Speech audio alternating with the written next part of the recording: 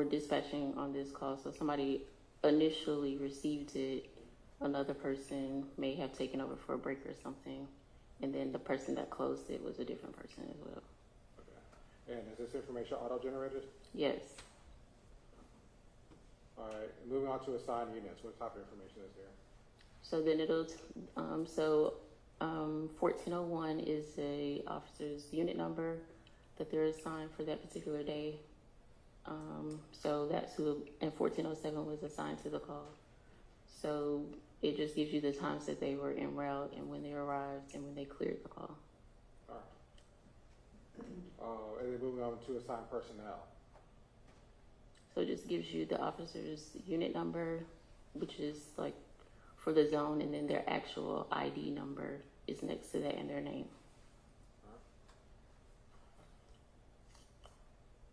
So it would be fair to say on this call there were two personnel assigned.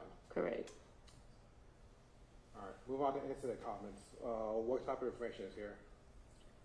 So the call was taken at 22:23, which is 10 p.m., 10:23. And it was at position 4. And then the comments that the call taker put, Grady was notified, a 28-year-old female patient was being assaulted. She said she's conscious, alert, and breathing. That's what CAB means. She's advised female is in a domestic dispute with a boyfriend. Both parties are on scene. Unknown, and 6'9" means a weapon. So she's saying it's unknown whether there are any weapons involved. And advised that 6 children are in the home. And requesting PD, and then she has her initials and her position number. DG is her initials, and the 4 is where she was sitting. Okay. Okay. So this is basically like, if you're able to read it, this is basically a summary of the call. Correct. Okay. So that's where it starts, and then after that, the dispatcher is putting in the comments based on what the officer is telling them on the dispatch side. Okay. All right. And you said that this corresponds with the call. Correct. I am now playing. I have to redo my shirt actually.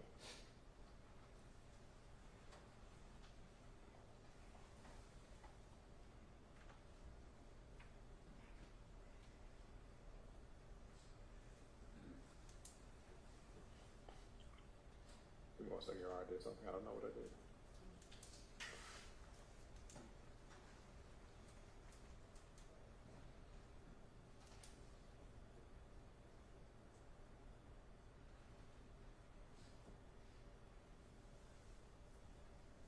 Your Honor, now sharing State's Exhibit 4, publishing for to the jury.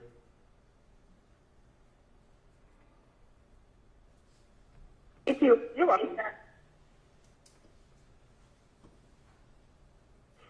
Atlanta 911, operator 7934. What's the address of your emergency? 4165A, Renfrew Court. You said 4165, and can you spell the street name? RENFREW Court. Renfrew Court. You need police, fire, or an ambulance? Police, maybe both. Are you injured to where you need an ambulance? I'm not injured, ma'am. It's for my daughter. Okay, does she? She's been beaten. Okay, so let me get EMS on the line, okay? Mm-hmm.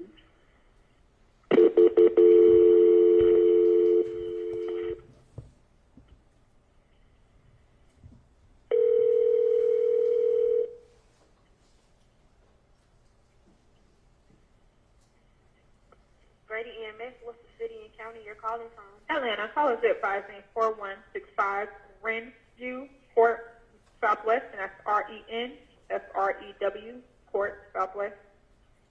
Atlanta, repeat that address for verification, please. I'm sorry. 4165 Renview Court Southwest. And is that REN? Correct. Hello, caller? Is there a call on the line? Yes, so one moment. Okay. Hello, caller? Yes. EMS on the line for you. Is this Hi. a health department or a business? It's a split townhouse. All right, and what's your townhouse number? Or letter? It's A. A for Apple, is that correct? Yes. 4165 A. Apple. Yes, ma'am. What's the telephone number you're calling from in case we get disconnected? My number is 571-616-1079. All right, and what's your name? Tanya, Tony. All right, Miss Tanya, tell me exactly what happened. I'm not there. I don't know, to be honest. My You daughter, don't know? basically. Yes, my daughter called and her boyfriend is beating her. You advise her boyfriend is beating her, is that correct? Yes. Oh, okay, and how old is your daughter? She is 28. Okay, is she awake? Awake? Yes, ma'am. Is she awake? That I don't know. I mean, last time she called, and I've been on hold with you guys, so I don't know. I haven't called her back yet. Okay, is she breathing? Yes, she was.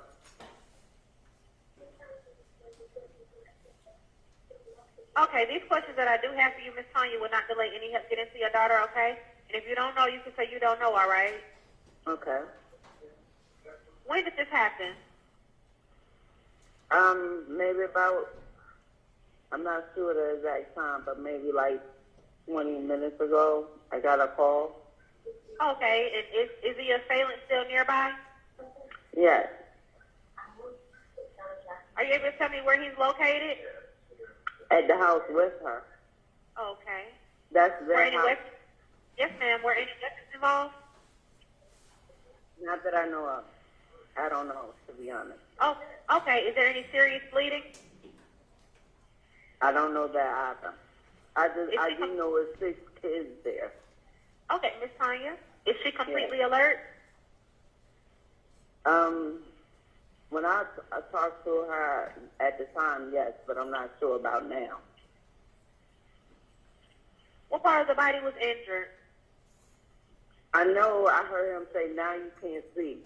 So I guess her eyes, and I'm not sure what other part. Okay. Is she having any difficulty breathing? And again, if you don't know, you can just say you I don't know, okay? I don't know. Atlanta, this is operator 949. Requested PD for a 4 Bravo 1 with the suffix of A for Alpha. And I'm operator 949. What's your operator? 7934, thank you. Thank you. You take care. You Miss too. Tanya, Yes.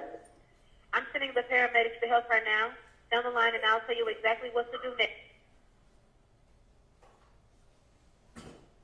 All right, so I'm now motion to jury 5A, State Exhibit 5A.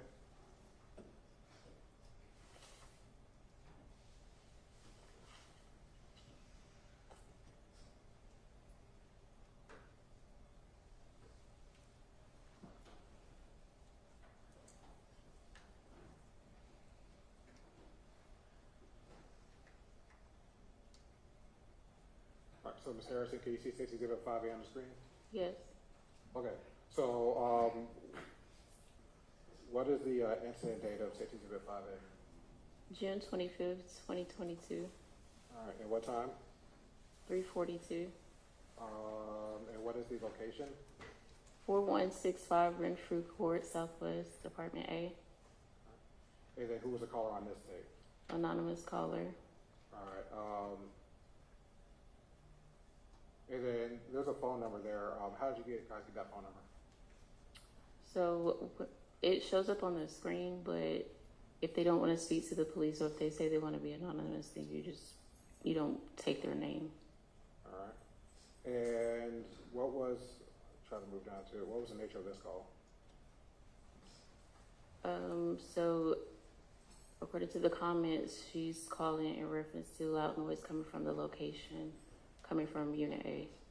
All right. Now publishing to the jury, State Exhibit 5.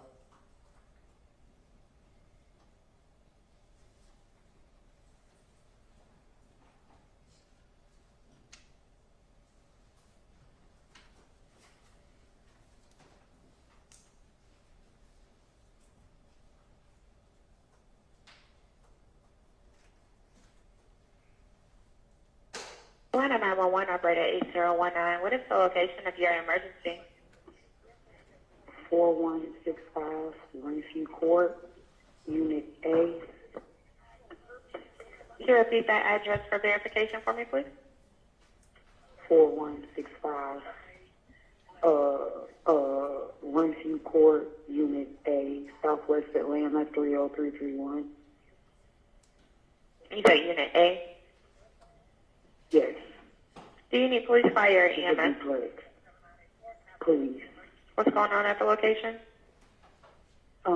I'm trying to really make an anonymous report. I live in a duplex, and my neighbor's been screaming, yelling, stop all night. I guess her and her boyfriend are fighting, but she yelling, the kids yelling. It's been going on for hours. It actually happens a lot. I never called the police before, but it's getting to the point where I can't even sleep.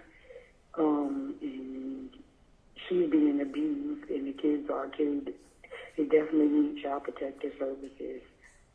Somebody needs to help her. Okay, and this is coming from your Unit A or a different unit? No, I'm calling from Unit B. You're calling from Unit B at Derrick. The emergency is in Unit A. Okay. Can you hear him? Can you hear him? Okay, we'll have someone come out and check the location. Hold it again. We'll have an officer come out and check the location. Okay. All right, have a good night. All right.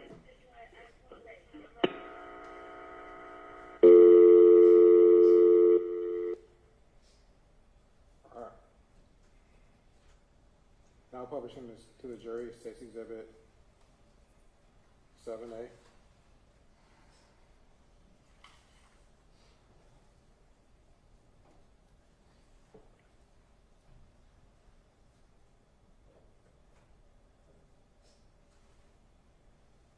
All right, so Ms. Henderson, State's Exhibit 7A, what is the incident date and time? June 29, 2022, 10:11 a.m. And what is the incident location? 4165 Renfrew Court, Southwest, Apartment A. And what was the nature of this call? Can you go back up to the? I can't see. All right. A little bit more. It's a dispute call. Okay. So it's like a fight. Okay. And who was the caller in this one? It doesn't have a name. Okay.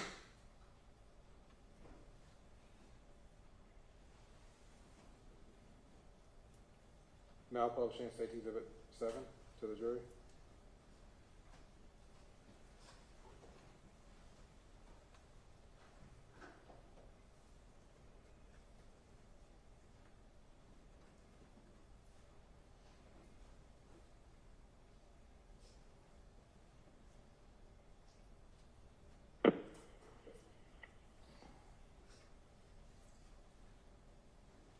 Atlanta 911, 2662, what's your emergency? 4165 Greenview Court, Unit A, Southwest Atlanta Ma'am, are you- 30331. Do you have me on speakerphone? Yes. Can you take me off Yes, speakerphone, please? Hello. Can you take me off speakerphone? I did already. Okay, it sounds like You it's a have big that? echo. It's hard to hear you. No, I'm in the bathroom. What's the location? 4165 Greenview Court, Unit A, Southwest Atlanta 30331. You said Griefview? Renfrew, Renfrew. Okay, do you need police, fire, ambulance? I'm trying to call anonymously about my neighbors fighting again. Do you need police, fire, ambulance, ma'am? I said police. I I said did- police. I didn't hear that. That's why I asked you again. That was your address, then I didn't hear anything else when I asked you that. So what's the problem, ma'am? My neighbor is getting abused right now. It's in progress. I need the police. Do you see For them? her address.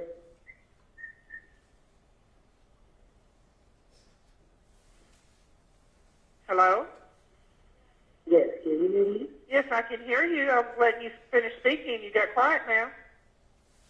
Oh no, I just said she's being abused. I need the police. I understand that, ma'am.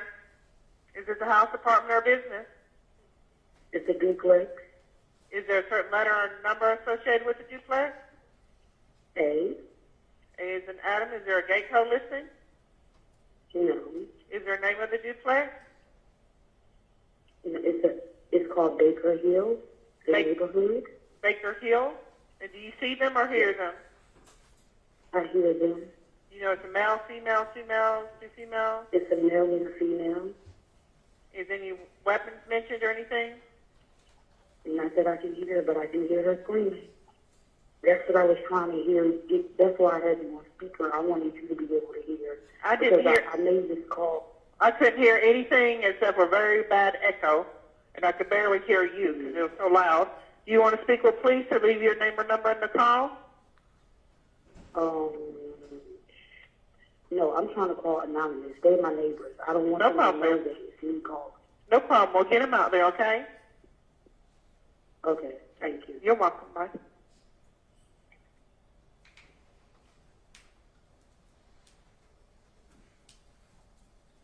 Now published as a jury, State's Exhibit 10A.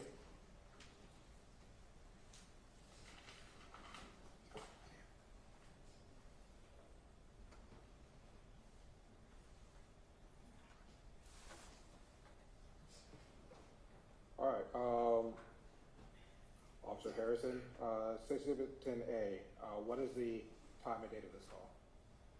October 26, 2022 at 4:15. And what is the address of this call? 4165 Winfrey Court, Southwest, Apartment A. And what is the nature of the call? So it's some type of information on a dispute call. Okay. And what's the priority? Or And who was the caller on this call? you went too far up. I'm Oh, sorry. sorry. Down. A little bit more. All right, can you see who made the call? Oh, passion. Okay.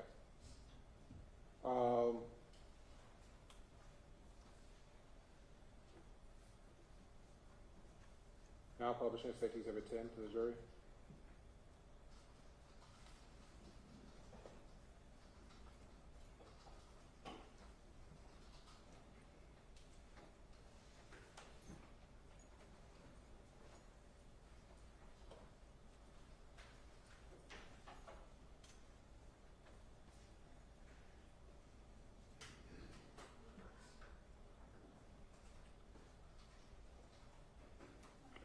Unless I want to 4765 now, it's the of emergency. Yes, I'm at 4165 Renfrew Court, Okay, 3165. Unit A. What's the street? Renfrew Court, Unit A, Southwest. Give me 1 minute. Oh, Renfro Court. What's the unit number? Yes, Unit A. Do you need police, fire, and ambulance? Police. My kids are in the house by themselves. Now you said 4165 Renfro? Yes, Renfrew, Renfrew. Okay, and what's going on? My kids are left in the house by themselves. At this location? Yes, Are you not able to go inside to get them? no, Okay, why? Do you not live here? You don't live at this location? I live here, but he's not letting me in, and he just pulled off while I was trying to get in, and he locked the door. Good. Is your child's father? Yes, many kids do you have? There's 3 in there. How old are they? There, 2, 3, and 4.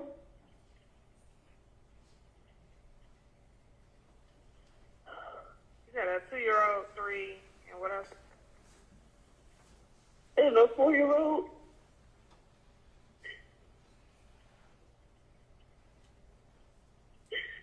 Okay, do you think they need an ambulance, or do you think they're hurt? No, they're okay. I think they sleep, but Okay. And what color shirt and pants do you have on? I have on black everything with a Wendy's visor on when I'm standing outside. Are you black, white, Hispanic, or Asian? I'm black. Did he say where he was going? No, he just sped off because we was arguing because he's not trying to let me in the house, and it's cold out here, and he's not trying to let me in the house, so he just pulled off, but I had just pulled up here. Okay, what's your name? Can that be anonymous? Because I don't want him to know who called on him, because then he's going to try to do something crazy to me. Okay, so because of the situation, I mean, you won't be able to remain anonymous because you have to speak with an officer. If your kids are inside, they're in there by themselves. Someone is going to have to be there to speak with an officer. Yeah, I'm standing outside, but Yeah, so I mean, there's no way you can remain anonymous because you actually have to speak to an officer. So basically, remaining anonymous is saying that you don't want to speak with them at all. my name's Passion. You said Tasia? Passion. Passion. And what's your phone number? 678-396-9264. That's 678-396-9264. And you don't have a key to the house, correct? No. Okay. Is there a gate code or anything we need to get inside? No. Okay. We'll get an officer out. Okay, thank you. You're welcome.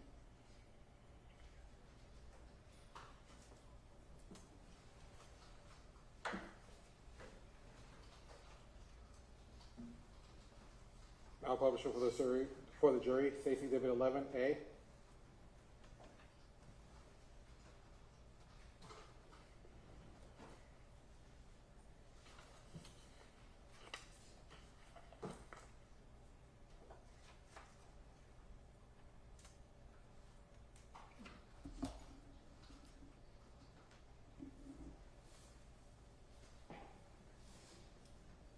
All right, Officer Harrison, Stacy Exhibit 11A, what is the incident date and time? December 15, 2022, and it's at 12:17 a.m. All right. And who is, hold on. What's the nature of this call? It's an auto accident with injuries. Okay, what's the priority on this call? 2. And what was the location of the accident? 3838 Bakers Ferry Road, Southwest. All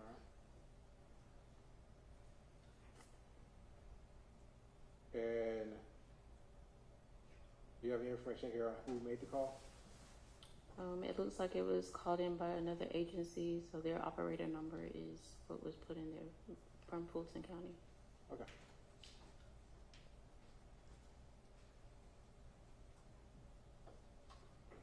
Your Honor, now publishing Stacy Exhibit 11 to the jury.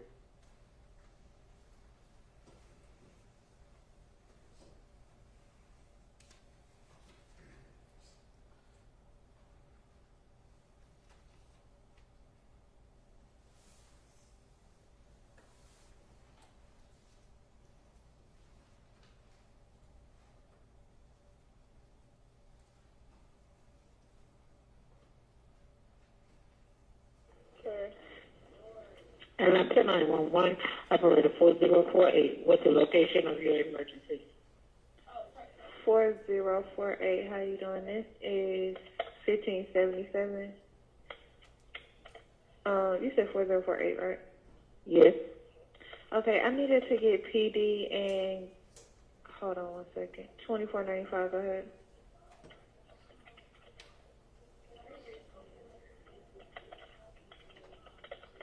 Thirty-three-year-old black man traffic no searching, please. I'm sorry about that.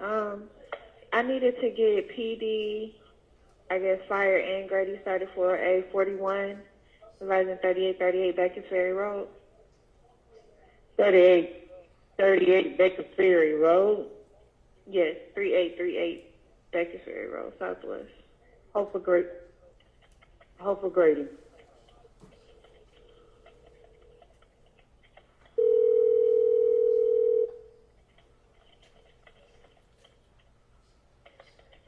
Grady EMS 957. How may I help you?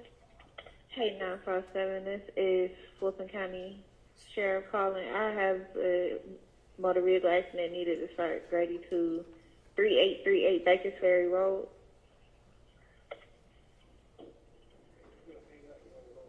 Is that Southwest? Yes. Okay. Across Wilson Mill. Across from where? I'm sorry. It's a cross street of Wilson Mill Road. Okay. It's a motor vehicle accident at that location. We have Fulton County Sheriff on scene.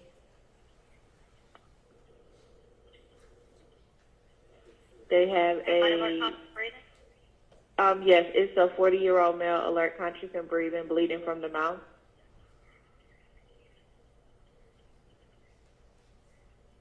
You know what kind of vehicles are involved? They only advise a gold Chevy Tahoe.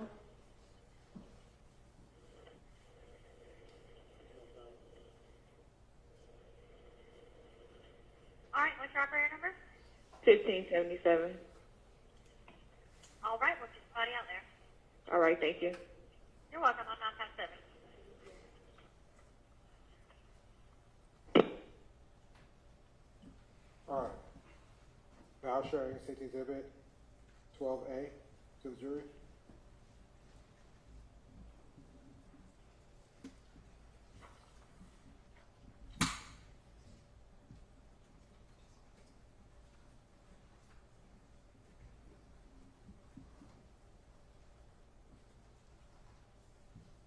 All right, Officer Harrison.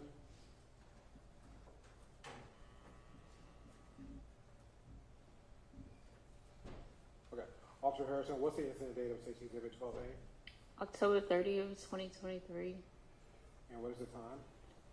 1346. All right. And what is the nature of the call? So it says just information.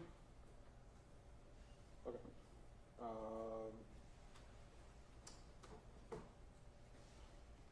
Give me 1 second. Let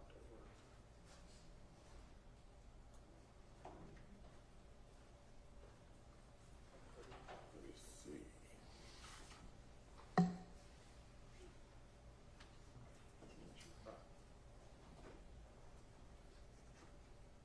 What's the incident location?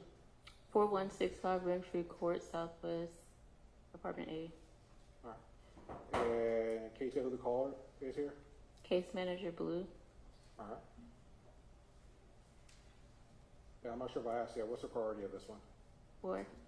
All right. So, and that's the lowest priority on the tree. So, can you scroll down at the bottom? Okay. So sometimes the priorities get changed if it's related to like a different call. Like the officer might change the call to information which changes the priority. So it may not have started out as a low priority, but if it gets changed at the end of the call when they clear it, then it's going to automatically change it to a lower priority. So it may not have started out that way, if that makes sense. Okay. Is there any way we can tell? Okay. So down at, you see how at the bottom where it started out as a 15, which is a welfare check, which is the nature of the original call. Okay. So it can only be changed if an officer says over the radio that they want to change it to whatever. Okay. And so it's changed from a 15 to a 39. What's Correct. 39? Information. Okay. And then I changed it from a 3, which is kind of mid, to Correct. a 4, which is low. Correct. All right. Now publishing. State's Exhibit 12.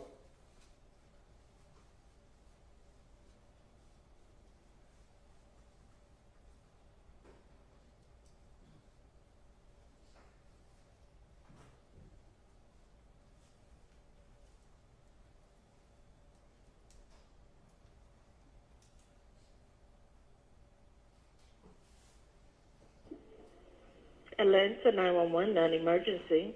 Operator 903. How can we help you today? I'm calling to upgrade. This is defect. I originally called about an hour ago for officers to meet me at the house. I want to upgrade to a well check. I want to change it to a well check because I had to leave.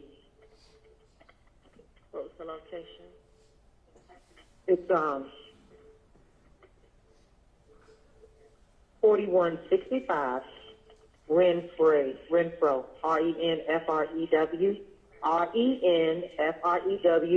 Court, Southwest, 30331. Apartment A is an apple. It's a duplex. So 2 doors side by side. A is an apple. WRENFORD. No, not WRENFREW. One moment. Renfrew Court, Southwest, Atlanta, Georgia, 30331. Yeah, RENFREW. That is correct.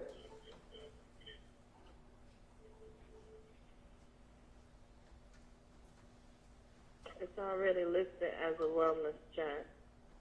Okay, because they didn't ask who was at the home that it should be checking on. So I thought she documented as defect us being there. So that's why I need to tell you who he needs to be looking for. If you can document it, please. One moment. Rodney, okay. They already got the dad name, Rodney, but we checking on the 3 children. Okay, because the remarks we have from your previous call is to check on kids ages 2, 4, and 5. Father lives at location. Mother is in Maryland. So you want to put specific names? Their names, yeah, their names, yeah. Okay. The 2-year-old is really 3 years old. He's really 3 now.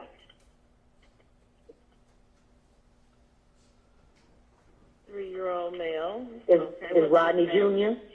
Rodney, he's a junior. Just like the dad, Rodney, he's a junior. McWee. Everybody's last name is the same as the dad. The 4-year-old is Treasure, with the T spelled like the regular treasure. Is that a female? Female, And the next one is a male. That's the 5-year-old. Yeah. T, lower capital T, lowercase y with an accent. Jawan, Juan.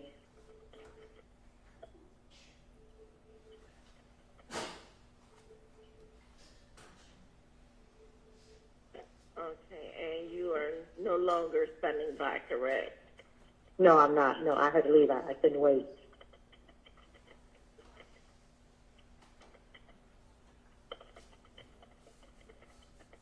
And do you want to be notified For of the the call, findings, or you want to call back? He may I wanna not call call. back. It's not going to be guaranteed because they don't have phones. So you may want to call back. When I give you the reference number, you can get the disposition from the reference number. Okay. Oh, I didn't get a reference number the last time. Okay, what's the reference number? It's going to be 0968. Okay, that's it? Yes, ma'am. We'll send someone out to check on the 3 kids. All right, so let me, they asked me this the last time. They asked, hey, does father known to have any guns? Let them know that the mother said no. He has no mental health diagnosis. And you saying they don't have any phones. I have pictures of children, but no known guns. But he might have history from Maryland because he strong-armed the mother, pushed her out the car, stole her car, and that's how he came back to Atlanta with the children. This happened this past July, and she's just calling us now. So that's important for them to know. Also make a note on here that he is supposed to be going to court tomorrow because he's being evicted out that house. Tomorrow's the court date. So,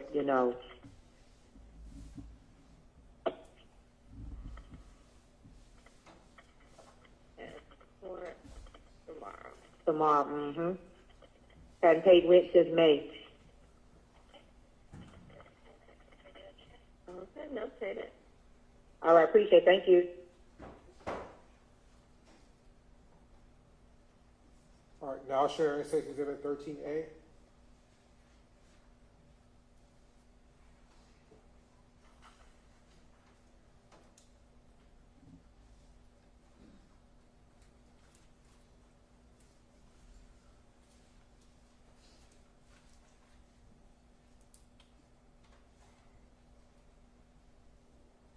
All right, Officer Harrison, State Exhibit 13A.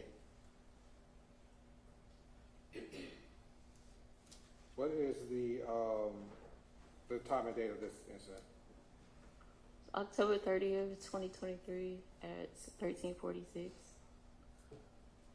All right, and what's the nature of this call? This information Any priority? for And the caller? I think it's the same. Is this the same one? Let me see. Yeah. Okay, yeah, looks like it may be just this.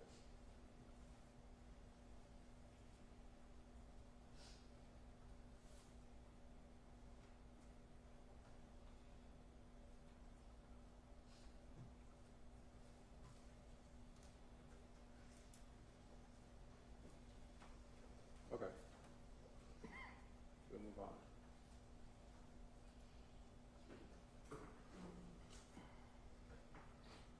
All right.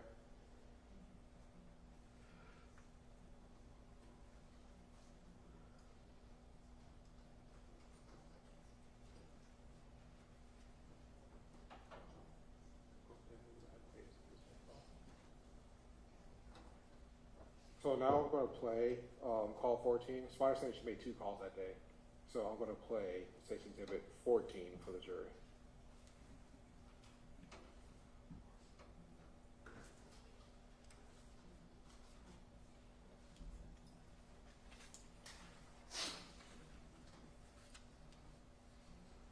One moment, Your Honor.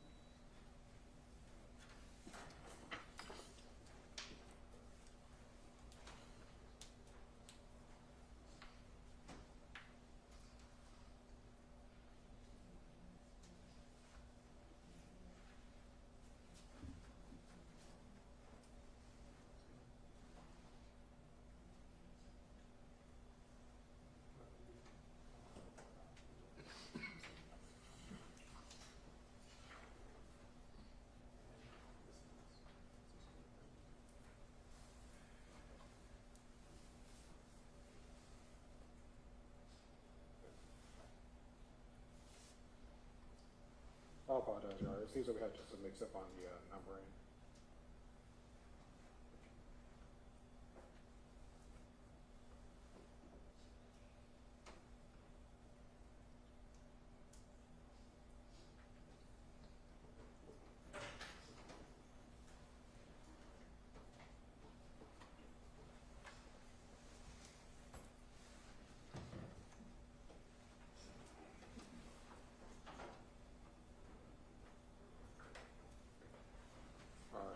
I am now playing what is marked on the CD as 16 of it 13.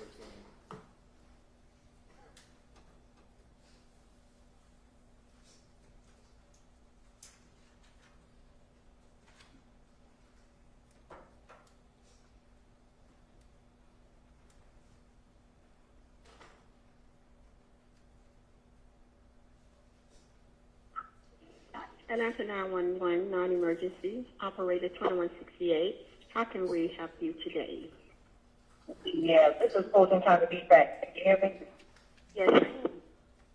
Need the officer to meet me at a home.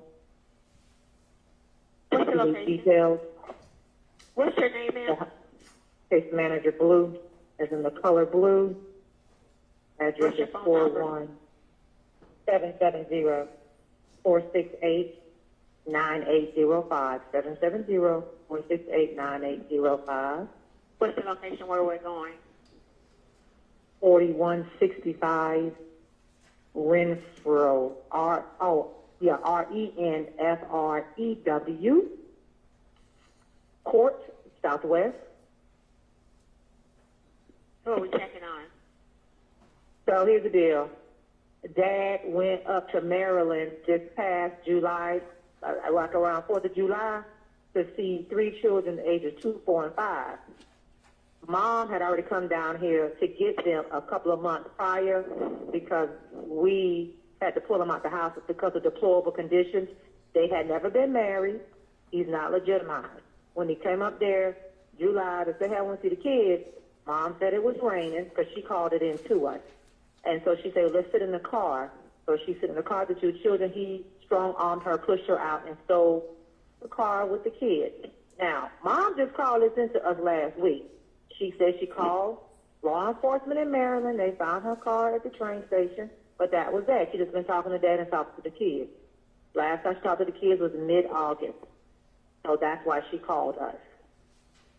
I tell you, boy. Just right. I've been to the house twice. He's not answering the door. Mom is still in Maryland. So she came out of the household with Dad because of his abusive manner. And she has 3 other children that's not his. So those 3 kids are with her. So these 3 kids are with him. Here. Are you at that location now? So I'm just stopping this call at 2 minutes, 21 seconds. I'm moving on to Safety Exhibit 15A, which I'm publishing to the jury.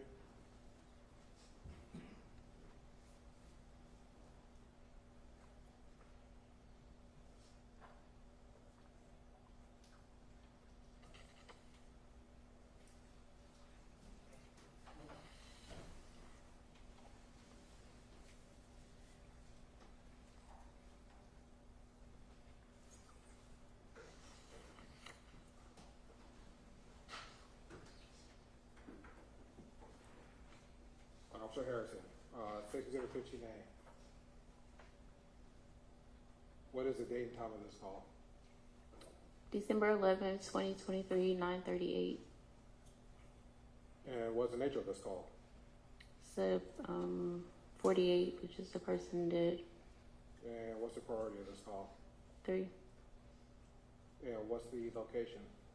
4165 Renfrew Court, Southwest, Apartment A. And are you able to tell who called? Female caller, doesn't have a name. Okay. But that is the correct phone number they called from? That was the number that showed up when they called on the Annie Alley, yes. Okay. I'm now publishing Safety Exhibit 15 for the jury.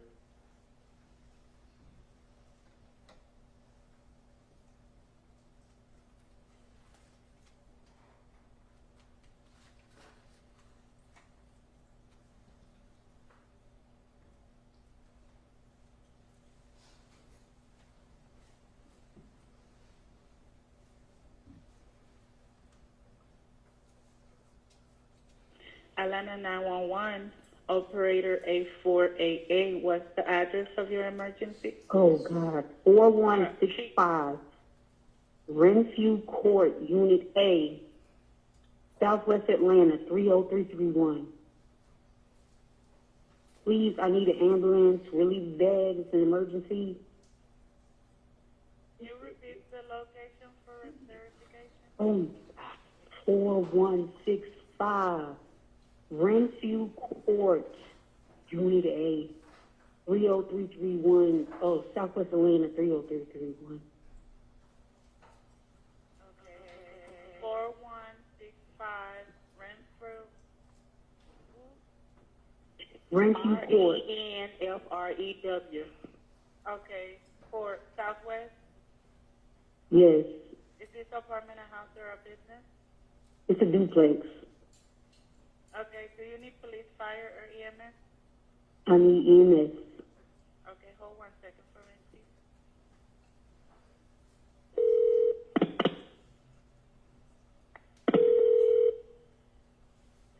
Grady EMS, operator 974. What's the address of your emergency?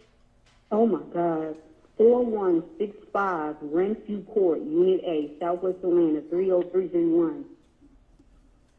Ma'am, did you already call us? Is this a return call? No, they keep switching me to people. I'm trying to get an ambulance over here for a baby that's not breathing. Okay, 4165, what was the street name? Renfrew, Renfrew, Court, Unit A, Southwest Atlanta, 30331.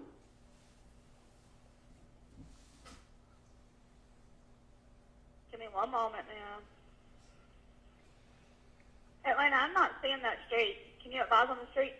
Yes, the address is 4165, and the street name is RENFREW, Court, Southwest. Okay, ma'am, is it a house, It's apartment, a house. It's a house, duplex. Okay, what's the duplex number or letter? A. Okay. And what is your callback in case we get disconnected? 770-837-4421. Okay, tell me exactly what happened. I don't know what happened. My neighbor knocked on my door and told me that something was wrong with his baby. I came downstairs to look at the baby, and the baby doesn't look like she's breathing.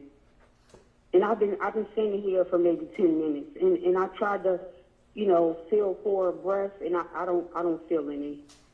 But I thought I felt it a little bit in her, under her hand a little bit, but I don't think I feel any. Okay, if there is a defibrillator available, send someone to get it now and tell me when you have it. A defibrillator? I don't have one. Yes, ma'am. Okay, I'm I sending the don't have paramedics one. to help. Okay, I'm sending the paramedics to help you now. Stay on the line. I'll tell you exactly what to do next. I need to know about how old they are. How old is she? How old is she? 4. She's 4. Okay. Are you right by them now? Yes. But I've been here for a while. She's not breathing. Okay. I don't know how long she's been like this, but she's not breathing. Okay, ma'am. Listen carefully. Lay her flat on her back on the floor and remove anything under her head. She don't have any clothes on. She don't have she's naked at the time. And you want me to put her on the floor? Yes, ma'am. We have to put her on the floor. Excuse me. No, I'm gonna get her father. They want you to put her on the floor. Put her on the floor. Hello. Repeat. Can you repeat what you want me to do? Lay her. Yes, ma'am. Lay her flat on the floor and remove anything under her head. You want me to put something under her head? No, remove anything that's under her head. Lay her Okay. flat on the floor on her back. Flat on the floor. Nothing under the floor. Just on her back. Okay. Okay. Kneel next to her and look in her mouth for food or vomit.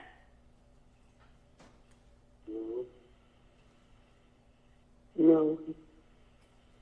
Is there anything in her mouth? In the mouth? No. Okay. Now place your hand on her forehead and your other hand under their neck, then tilt the head back. That's what he's doing. Okay. Put your ear next to her mouth. Can you feel or hear any breathing? Can you feel or hear any breathing? No. Okay. Oh, God. You said no? No. Okay, I'm going to tell you how to give mouth to mouth. Pinch her nose closed and completely cover her mouth with your mouth. Then blow 2 regular breaths. I'm sorry, I can't hear you. No, he listening to you. I have you on speaker. Okay, pinch her nose closed and completely cover her mouth with your mouth. Then blow 2 regular breaths into her lungs, about 1 second each. Just enough to make the chest rise with each breath. Is her chest rising? You say her chest rising. Okay. Make sure it's just enough to make the chest rise with each breath. Did he do it? Yeah, he's doing it. Okay. Did you feel the air going in and out? Oh, come on. Wait, so it's like bubbling? Okay. Did you feel the air going in and out? Did you feel the air going in and out?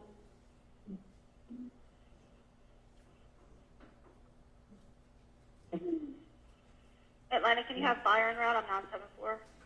He said yes. Ma'am, they're en route. Okay. What's your operator? 8488. Okay, and you said yes, ma'am? Yes. Okay, listen carefully, and I'll tell you how to do chest compressions. Make sure they are flat on their back on the floor. Place the heel of your hand on the breastbone right between the nipples. Like this. Look, like this.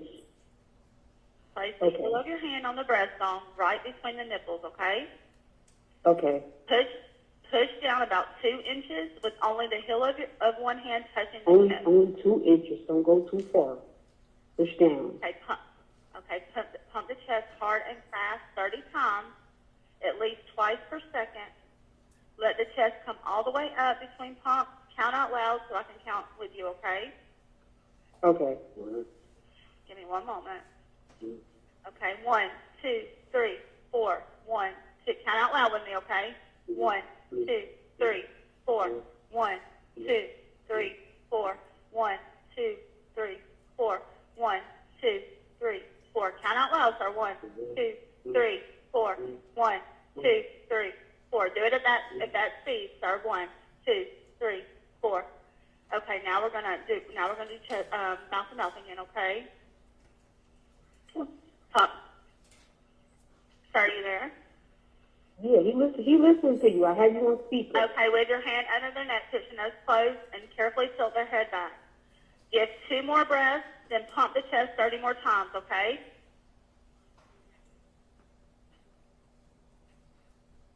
Let me know when you did it. Let me know when you did it. He's pumping now. He's pumping now. He's pumping now. Okay. 1, 2, 3, 4. 1, 2, 3, 4. 1, 2, 3, 4. 1, 2, 3, 4. 1, 2, 3, 4. 1, 2, 3, 4. 1, 2, 3, 4. Okay, we can stop and do the breath. I know, they're coming. From now on, give them 2 breaths. So listen, from now on, give them 2 breaths and 30 pumps, 2 breaths and 30 pumps. Keep going until our help can take over. Tell me when you're right with them. If anything changes, tell me immediately, okay? Just keep doing that. Just keep doing it. Keep doing it. Yes, do the chest, do the compressions, and then do the breath, okay? Is he doing the compressions now, ma'am? Yes. Okay, we're gonna do the 2 breaths again, and then start back with the 30 pumps, okay? 2 breaths. Okay, and resume. Keep pumping now. Resume. 1, 2, 3, 4. 1, 2, 3, 4. 1, 2, 3, 4. 1, 2, 3, 4. 1, 2, 3, 4. 1, 2, 3, 4. 1, 2, 3, 4. 1, 2, 3, 4. 1, 2, 3, 4. Okay, pause for breath. Give them 2 breaths again, and then we're going to start the pumps again. He's pumping already. He's pumping again. Okay, did he do the 2 breaths? Yes. Okay, 1, 2, 3, 4. 1, 2, 3, 4. 1, 2, 3, 4. 1, 2, 3, 4. 1, 2, 3, 4. 1, 2, 3, 4. 1, 2, 3, 4. They're coming. 1, 2, 3. Okay, pause for breath. Go to the door over there, okay? Start giving 2 breaths. Do not stop it until they can take over. Let me know, ma'am, when he gives the 2 breaths. are they there? Yes. Okay, I'll let them take over, okay? Yeah. Okay.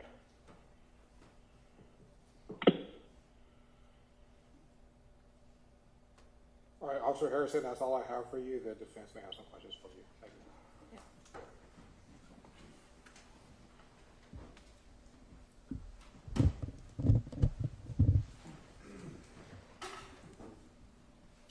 Ms. Harrison, I don't have any questions for you. Thank you. Thank you for coming in today. You are officially excused, which means you get to leave the building, but you can stay. It's your choice. State have another witness to call. Yes, Your Honor. The state calls Passion Mitchell, and I expect her testimony to last about 2 or more hours. So I don't know when. All right, so we'll take a brief break and come back in 10 minutes. Thank you. All right, for the jury.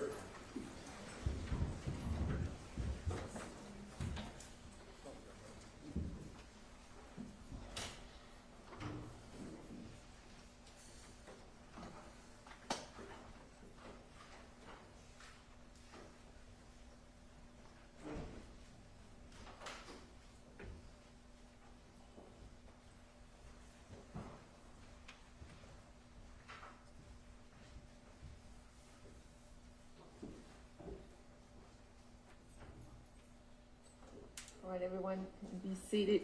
We're at a 10-minute break.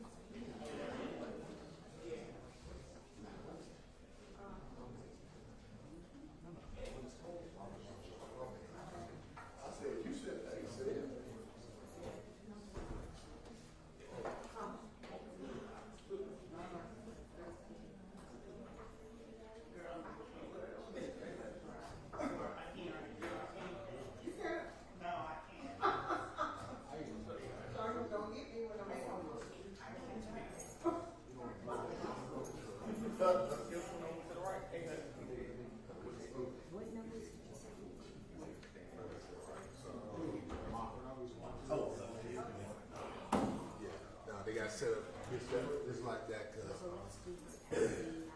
court didn't hear it all. So that's going to block. That's why they moved it over there. I should have been because she can't hear, and then she just yeah. she needs to see her lips sometimes. She needs to see her lips sometimes. Yeah, because they can't. Sometimes that microphone go out, so she needs to hear it. Yep. What's wrong? I can't see their face. What'd you say? Shoot emails. Oh yeah, it used to be turned this way. They don't face the camera. We can't turn that camera off. Construction in these courtrooms is set up.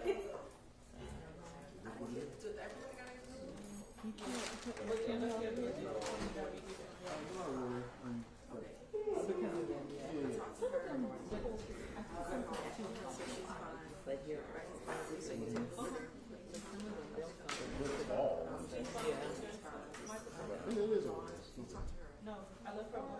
She kept sending me. Why don't you give me? She said she's finished now. Whatever. Well, no, turn all this. I don't want to mess with y'all. So put it. I didn't text I don't want to. I don't want to get you over this over here. Okay, so check. Okay, so the only people that's over there are further down. Okay. Fantastic. And what about? Oh, yeah. I'm gonna give you the numbers because they don't check it, especially ghetto people. No.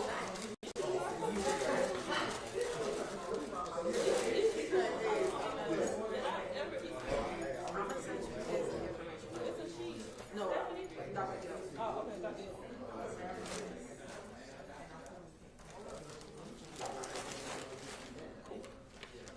Well, she said the email saying that she. I know, Katie gonna focus on this. Okay.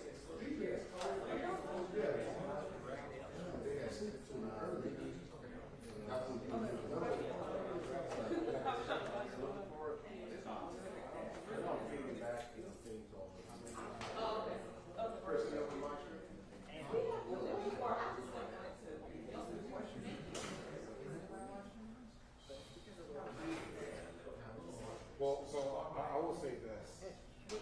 We're not going to do anything on here. No, so we're in right now. We ran about yesterday. We're not going to show anything on this until we're on the published jury. I was in Snapchat yesterday. Pushing the baby around in the stroller just on a loop. If we leave it like just pull away, she'll like climb up and she's like, let's go, do something. She's gonna be looking at me. All right, I can do that. I gave you all your FaceTime today.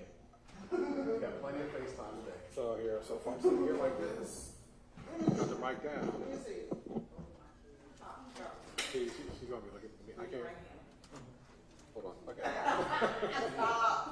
Hold on. You got it? See, like I can be able to shoot these at me, but they probably tell me to speak up. If y'all not gonna use it, we let her. No, we are. We are. Oh, yeah, it's your down. Yeah, we are not. What did you do?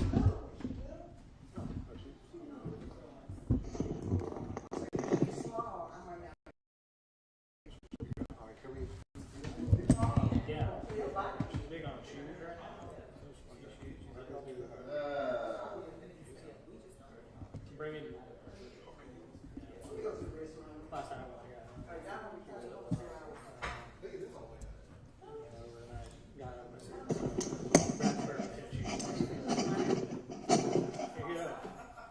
I'm not.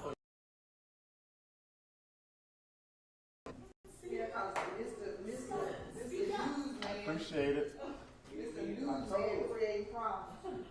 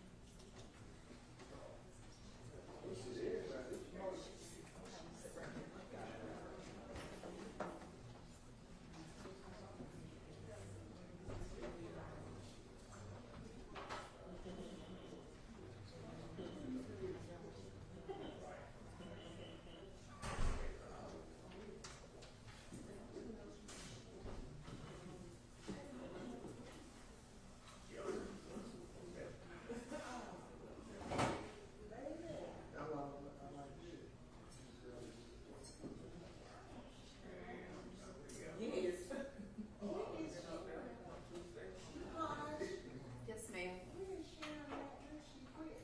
She retired. Did she really? Yes. Maybe she do it backwards and forward. You got to get her on time thing. I was about to say, did you just see her? We just saw her last Friday. That's probably why she retired. You is dumb. Tell Jeffrey that I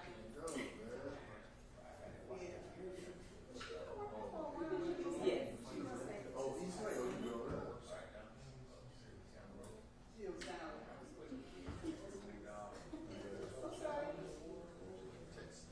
She's been gone. If I ask her. Thank you, Naz.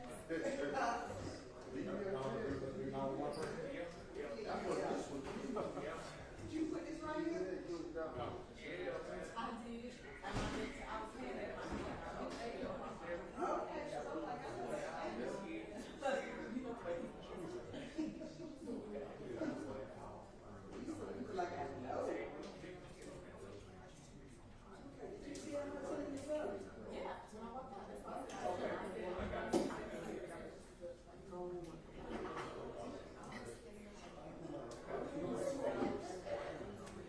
Main City Court come to order.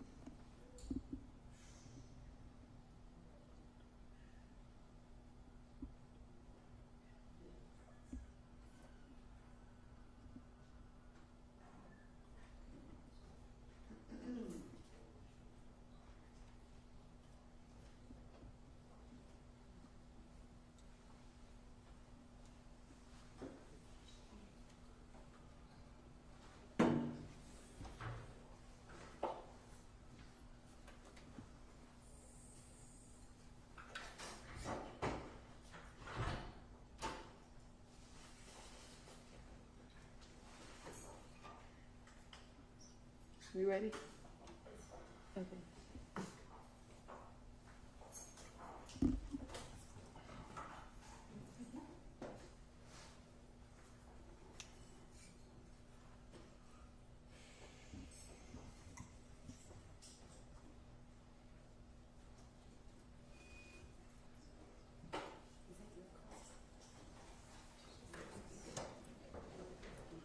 I was about to say, whose coach is that?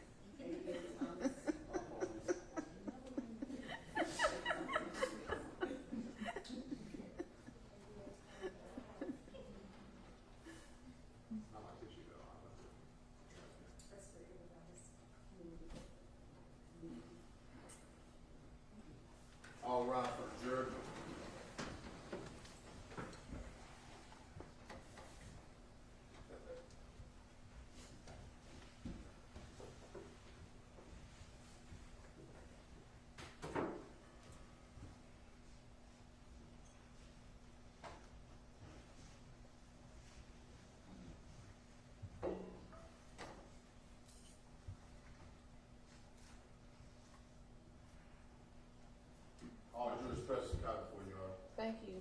Everyone may be seated, and the state may call its next witness. The state calls Passion Mitchell.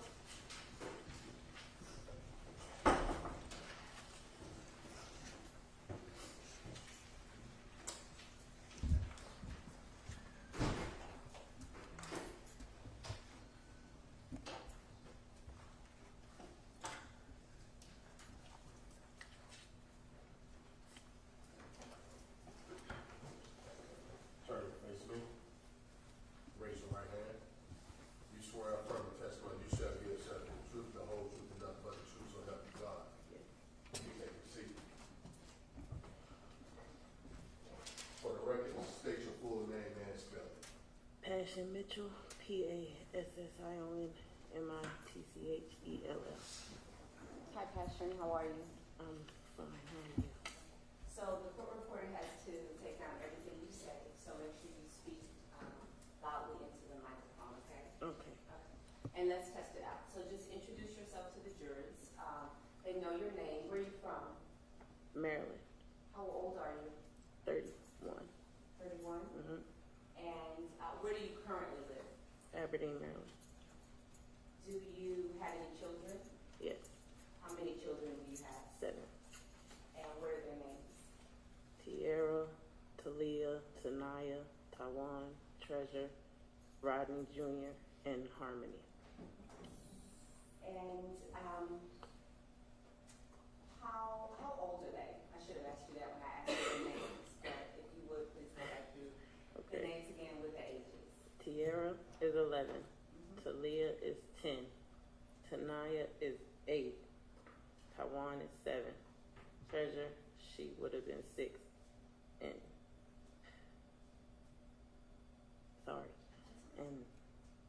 RJ, he's 4. Harmony is 1. And do they all live with you in Maryland? Yes. Now, where were you born? Were you born in Maryland? Yes. And do you have family there? Yes. And what family members, what close relatives do you have in Maryland? My grandma, my mom. What's your grandmother's name? Josephine Jones. And what's your mother's name? Latanya Mitchell. Okay. Who else? My aunt, Shanita Wickware, and my uncle, Michael Mitchell. Is all your family in Maryland? Yes, mostly, yes. Do you have any family in Georgia? No. Have you ever had any family in Georgia? No. So, do you know why you're here today? Yes. Yes. And do you know Rodney McWay? Yes. How do you know him? He's my children's father. Okay.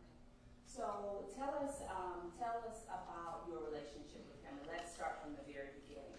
When did you meet? When and where? We was friends, and we met through my ex-best friend, and that was high school. Okay, so you've known him since high school. Mm-hmm. And where did you go to high school? I went to Aberdeen High School, but my best friend that he was messing with moved from DC, and that's how we all connected. And so you met in Maryland. Mm-hmm. Did you start dating in Maryland? Yes. And do you recall the year you started dating? 2015. 2015? Okay. And at some point, did you move to Georgia with him? Yes. Why? Because he wanted to go to school, so I left with him because I was going to support him. Do you know what he wanted to study? He wanted to be a doctor. Did he enroll in school? Yes. Where? At Gwinnett College. Do you remember what his major was? It was medical. I can't remember what exactly, but I know it was something dealing with medical. And during the time that you knew him, did he ever work in the medical field? No. So he just studied in the medical field. Mm-hmm. And when you moved to Georgia with him, who moved with you guys? You, the defendant, and who else? And all the children that I had at the time. RJ wasn't born yet. So at that time, who were your children and what were their ages? Tierra, she She 11 now, so she was like 8. And then Talia, she was 6. Tanaya, she was 5. Tawan, he was 3. And Treasure, she was 1. 2, she was 2. Yeah. When you before you moved to Georgia, what was your relationship like with the defendant? We were good. We was really good. Like, everything was fine. We didn't really argue. We didn't fight. It wasn't none of that crazy. It was good. When you were in Maryland, where did you guys live? We stayed with my grandmother, and then we moved into a hotel room. But then after the hotel room, we moved down here. Do you remember your address when you moved here? It was 4165 Renfrew Court, apartment A. And do you recall what year you moved in that home? 2020. Was that the first home that you lived in together in Georgia? Yes. So you didn't have any family here? No. Did he have family here? Yes. What family members were you aware of that he had here in Georgia? His aunt and her children, and his uncle and his sister. Did you ever meet any of his family members? I met his sister, and I didn't meet his uncle, and I met his aunt, like, briefly. So you moved here, you moved to Georgia, you moved to Renfrew, and were you working at the time? I wasn't, when we moved here? Yes. No. No. Okay. But I got a job at Wendy's. Do you recall when you got that job at Wendy's? It was after RJ was born. When was RJ born? September 16th, 2020. So, do you recall what month you moved to Georgia in 2020? We moved down there the end of May of 2020. So you were pregnant with RJ when you moved to Georgia? Yes. So when you moved here, things were good. Did things ever, well, let me back up. When, out of your children, the defendant is the father of which children? Tawan McWay, Treasure McWay, and Rodney Jr. Were you married when any of the children were born? No. And have you ever been married to the defendant? No. Did he ever legitimate any of your children? No. Do you know what that means, to legitimate a child? Where he tried to make it so he can get rights for him to do things. So you never attended any court proceedings so that could happen? No. So you moved here in 2020, and you're pregnant with RJ. You said before you moved here, things were good. How were things once you moved here? Once we moved here, and it was, once we moved here, he started changing. Like, his mood would change, and he'd just be not himself. And then when he dragged me through the house, that's when I knew something wasn't right. So let's talk about that. Do you recall when that happened? That happened soon we moved into the house. So we moved in the house like April 1st, 2020. And literally the week after that, he dragged me through the house. What led up to him dragging you through the house? We was arguing, and I don't even remember what we was arguing for, but that was his first time ever putting his hands on me. So that was the first time he had ever been abusive to you? Yes. He was never abusive in Maryland? No. So did you call the police? No. Did you try to get any medical care? No. Did that affect your pregnancy in any way? No. Were the children present when that happened? Did they see it? Yes. After that incident, do you recall when the next incident, was he violent again after that? Yes. Do you recall the next time he was was, no, I can't remember like the exact day, but it was multiple different times when he was. How often? It was frequent, like every other week it was happening. Were there any triggers that led up to it or anything that would cause it? It basically wasn't any trigger. It just whatever didn't feel right to him. That's what it was. Did you ever call the police? So talk to me about the home where you guys were living. After RJ was born, describe to me the type of house. How many bedrooms? It was a 2-bedroom. How many bathrooms? 1. So 2-bedroom, 2 bath. What were the sleeping arrangements of everyone?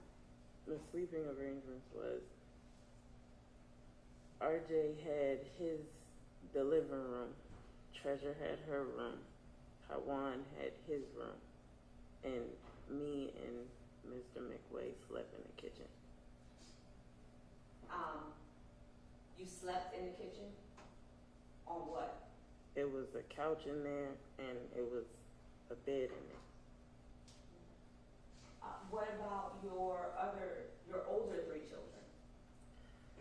Now, they slept in the kitchen, but before that, they had a room, and they had the room where Treasure was. So, did any of the children go to school? Yes, Which one goes to school? my older 3. And the younger 3 stayed home. Yes. Now,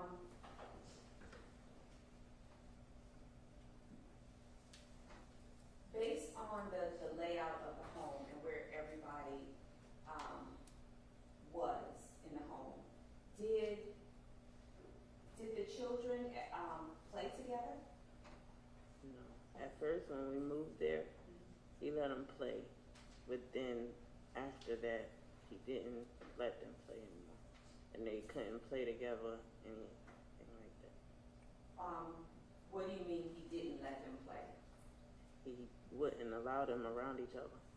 Told them that they can't go near my older 3 because he didn't want them to be like them. And then he told me Taiwan and Treasure can't be around each other because they might. So he wouldn't let your younger children be around your older children or your younger children be around each other. Mm-hmm. So you said Taiwan was in the back room? Yes. Okay. And Treasure's room was where? Right next to Taiwan. So you said he wouldn't let them play. I mean, these are small kids, right? And small kids are active. They move around. They run around. Mm-hmm. How are they not allowed to play? Like, how do you keep small kids away from each other or don't allow them to play? He basically kept them in their room. That's what he did. He told them that they can't come out their room, and he would yell. So they didn't come out their room. They didn't leave out their room.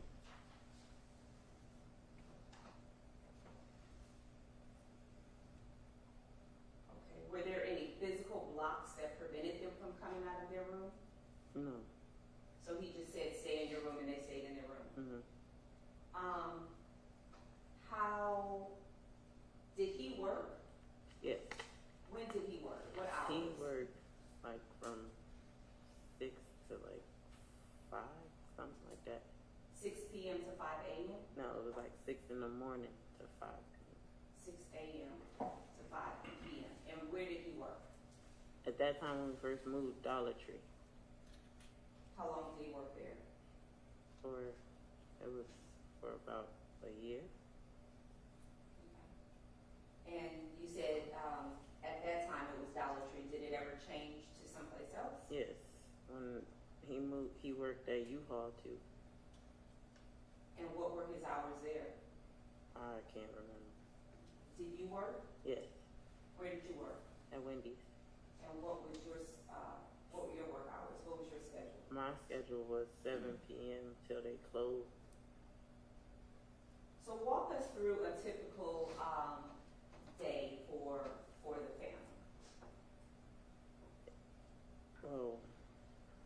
typical day would be I will get up, get my older three together, and then I'll take care of everybody else while he's at work. Then I'll just be chilling and watching TV and stuff until he came back, and then I would make dinner, feed everybody, and then head out the door and go to work. Okay. So he worked during the day, you worked in the evening? Yes, And you guys pretty much share responsibilities of the kids? basically. So, did you have a car? Yes, And who had access to the car? he did. Whose car was it? Mine. Why did he have access to it? Because he said that he helped get it, so he said it was his. Did you share it? Could you both drive it? At first, yes, but after we started arguing more, no. So when you say at first yes and then no, what does no mean? No means that only one of you had access to the Yes, car? he had all the access to the car. What about inside the home? I know you talked to us about where everyone kind of slept. What was the layout of inside the home?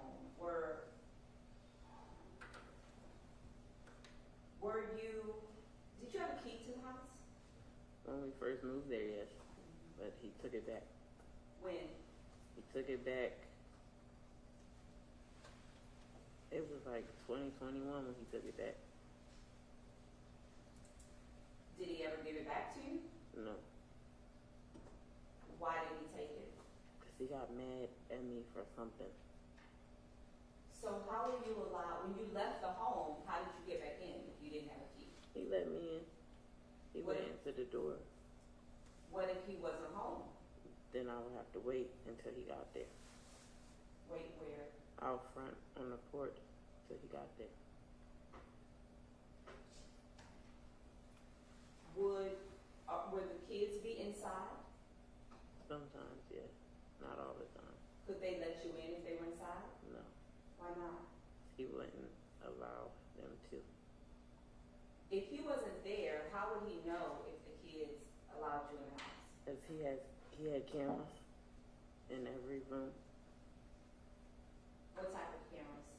And they were like the cameras that you see. It was like a baby camera, but it's not a baby. You can talk through it and see everything that's going on. And how did he monitor the cameras in the home when he was outside the home? On his phone. How do you know that he was monitoring the cameras? Because he would talk to us through them. For what reason? Any reason. Like, he would just talk to us.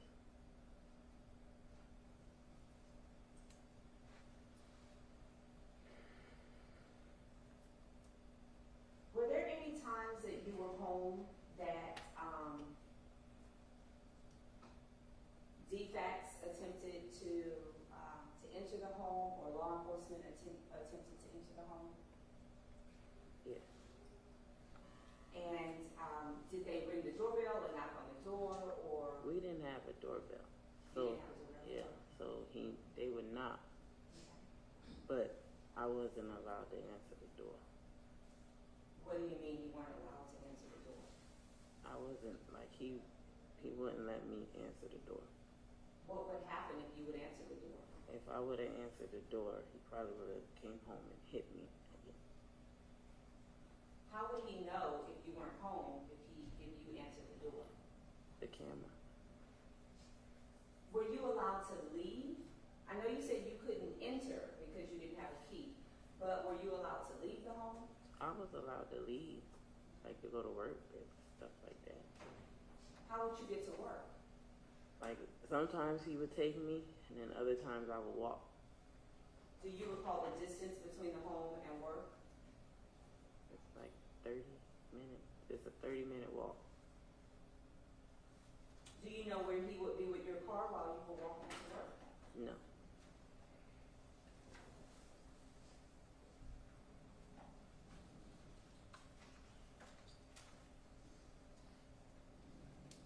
I want to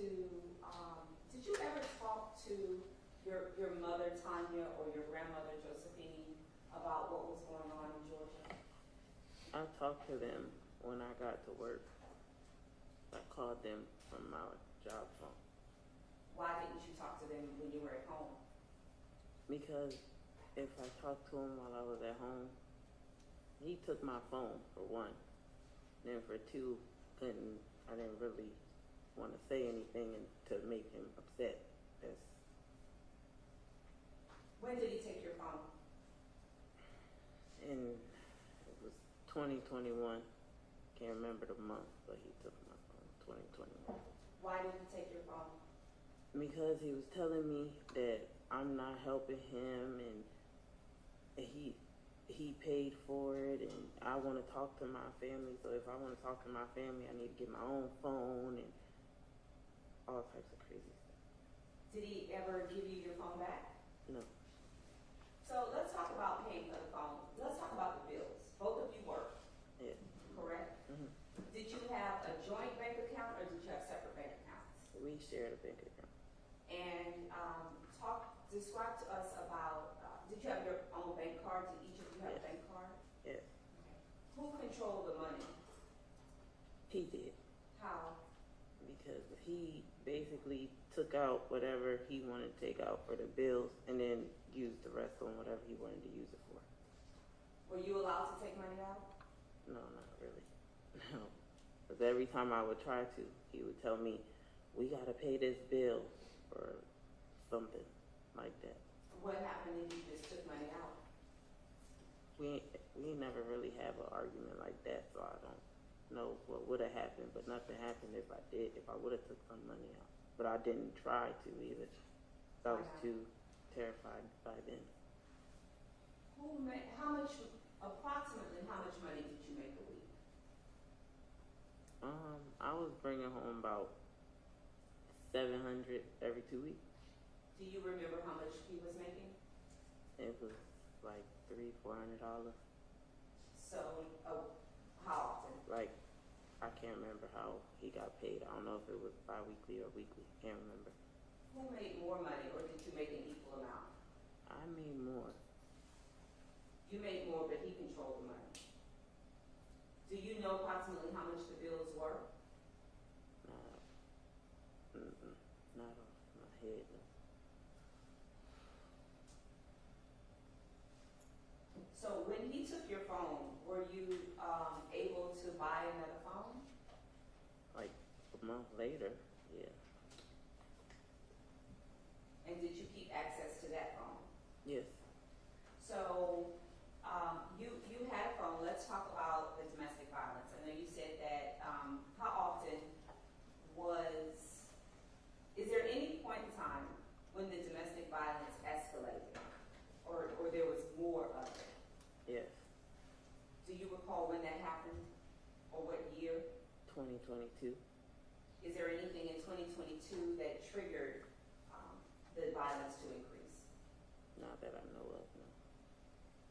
So, can you describe to us what happened that makes that year stick out in your mind? Like, it's 2025 now.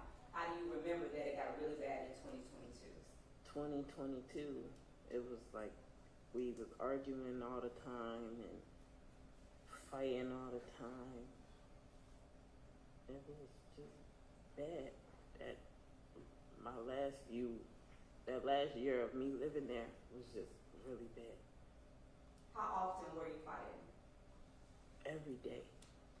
So when you say fighting, does that mean that both of you were hitting each other, or one person was hitting the other? He was hitting me.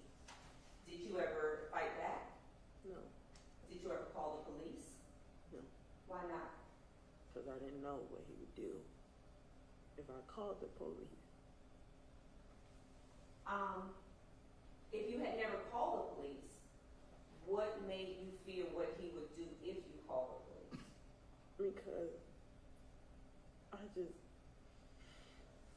Because he always told me that if I called the police, he would kill me. So I didn't know if he would really kill me or he was just saying that. I didn't want to test the theory either. I didn't want to do none of that. Did any of the fights ever result in you having any injuries? Yes. What type of injuries? Bruises, a black eye. I got stabbed in my leg. So let's talk about the stabbing. Do you remember when that happened? It happened in 2022. Do you remember the fight that led up to, or the argument that led up to him stabbing you? It was something about the kid. We was arguing about their children. Something about them. And then what happened? And we was tussling at first, and then he grabbed a knife and he stabbed me in my leg. And then instead of staying there, I wrapped it up and I went to work. I walked to work limping.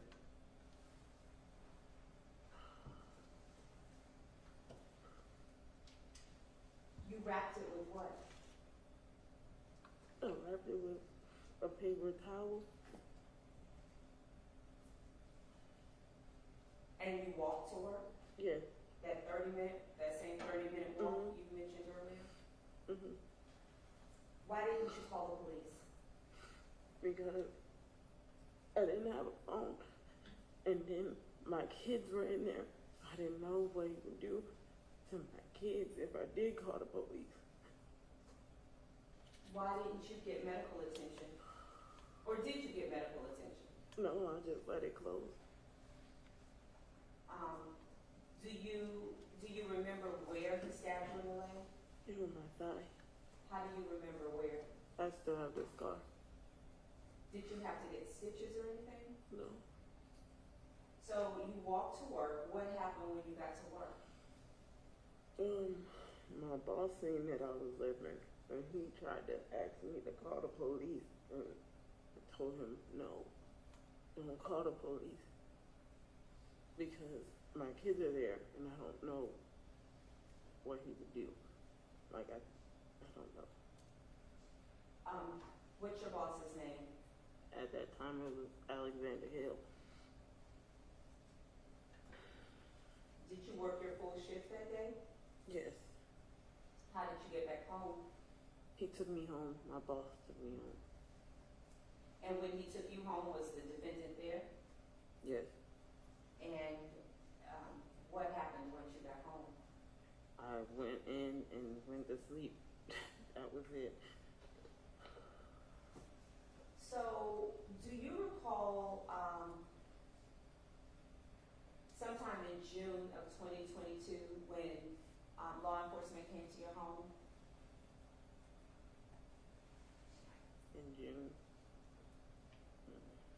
Do you recall talking to your mother, Tanya, over the phone and telling her about abuse that was going on? Yeah. Yes. Do you remember do you know if she called the police? I don't know if she called the police.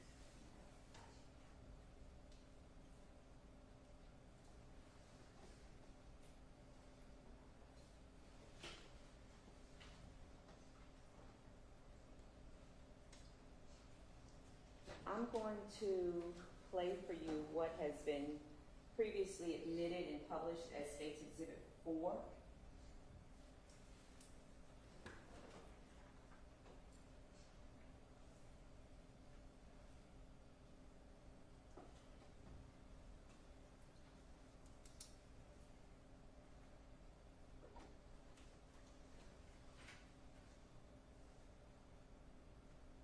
Thank you. You're welcome. Atlanta 911, operator 7934. What's the address of your emergency? 4165A, Renfrew Court. You said 4165, and can you spell the street name?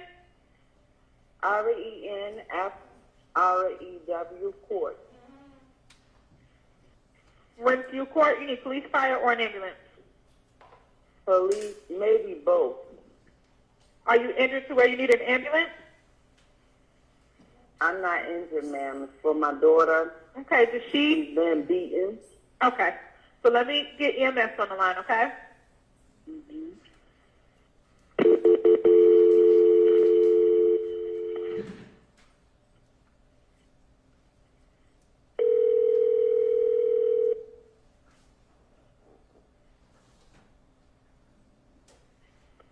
Grady EMS. What's the city and county you're calling from?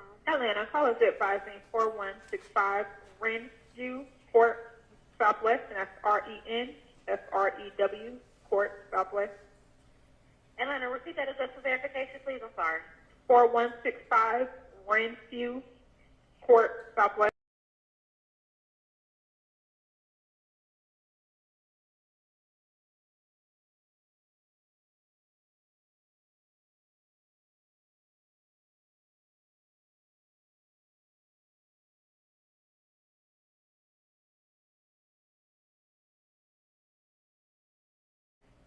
It's a split townhouse. All right, and what's your townhouse number? What letter? It's A. A for Apple, is that correct? Yes. 4165 A. Apple. Yes, ma'am. And what's the telephone number you're calling from in case we get disconnected? My number is 571-616-1079. All right, and what's your name? Tanya, Tonya. All right, Miss Tanya, tell me exactly what happened. I'm not there. I don't know, to be honest. My You daughter, don't know? basically, yes, my daughter called and her boyfriend is beating her. You advise her boyfriend is beating her, is that correct? Yes. Oh, okay, and how old is your daughter? She is 28. Okay, is she awake? Awake? Yes, ma'am. Is she awake? That I don't know. I mean, last time she called, and I've been on hold with you guys, so I don't know. I haven't called her back yet. Okay, is she breathing? Yes, she was.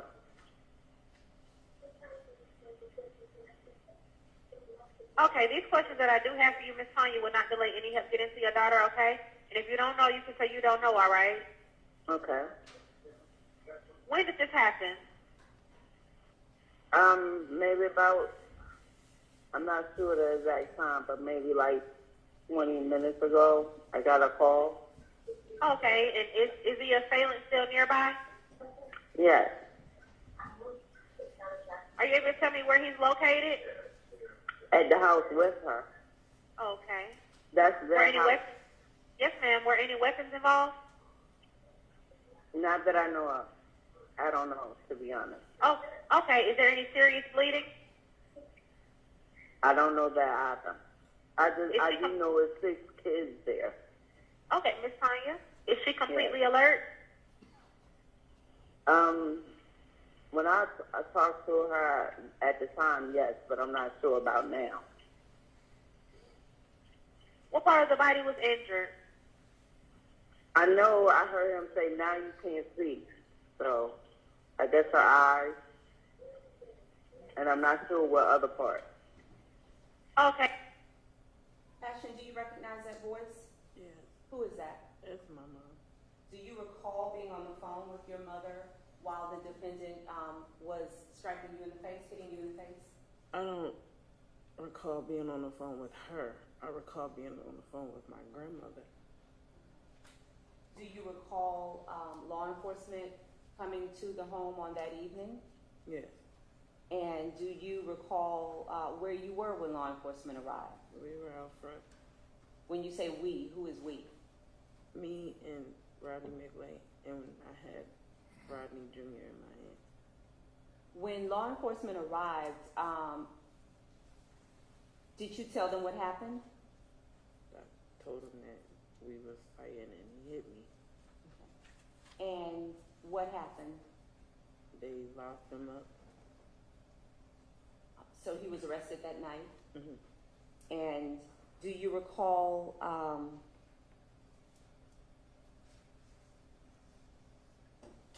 if you had an injury to your eye when law enforcement arrived? Mm-hmm. What, describe the injury? My eye was black. Black? Black and puffy. Okay. And when he was arrested, do you recall how many days he spent in custody? It was about a week and a half, I think. Do you recall when he was released? the exact day. Do you recall if he was, if he bonded out of jail, if he was released on bond? Yes. Yes. Okay. Do you know what any conditions were of his bond? No. So once he was released, what happened when he returned home? When he returned home, we were good for a little bit, and then we started fighting again. Do you recall when the fighting started again? Like a few weeks after he got out. And do you recall if any time either while he was in custody or right after he got out of custody, if DFACS or law enforcement came to the home to try to speak with you? No.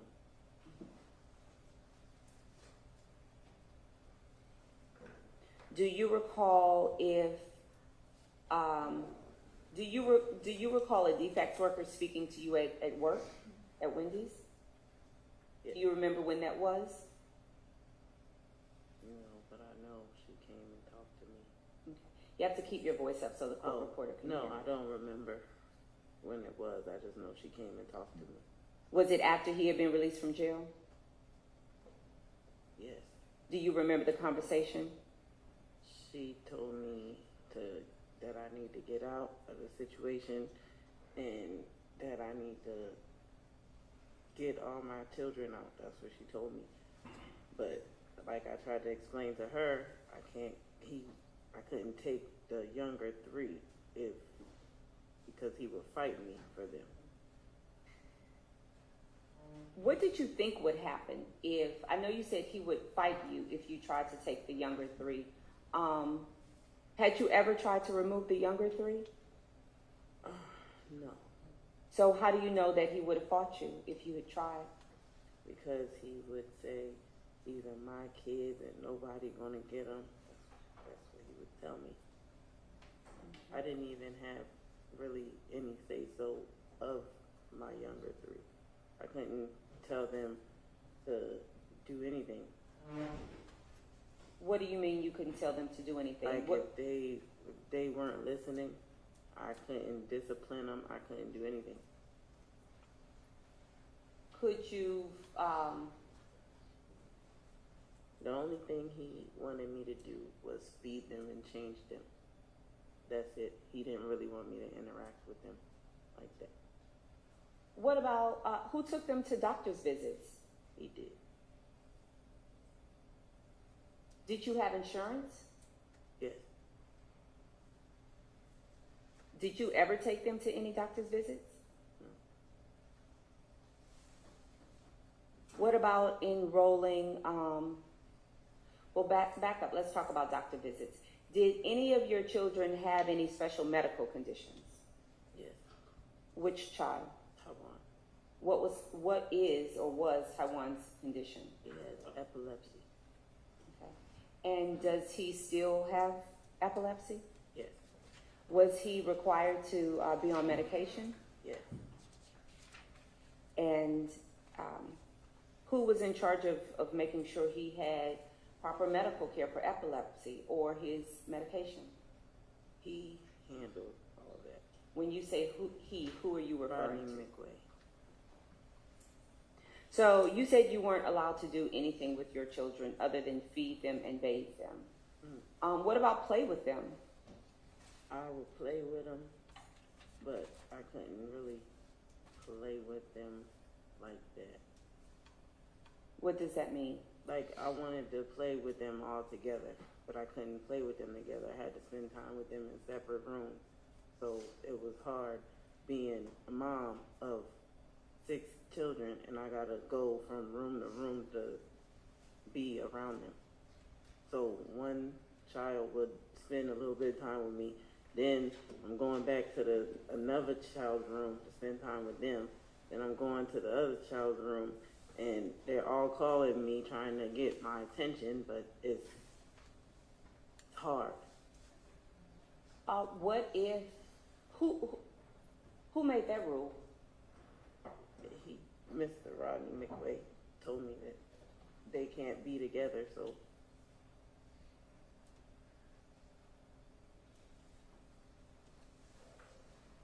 Okay, let's go back to your conversation with the defects worker at Wendy's. Do you know why she came to speak to you at your job? Has she tried to reach you at home? She said that she tried to reach me at home, but I don't remember her knocking on the door or anything. And she came to my job, and I guess my manager told her to stay there until I got there, because when I got there, she was already there. And she told you that you needed to get out of that situation. How did you respond to that? I told her that I'm trying to get out of this situation. How were you trying? Because I wanted to leave with all my children. Leave and go where? Wanted to go back to Maryland, where I had family at. And why was that important to you?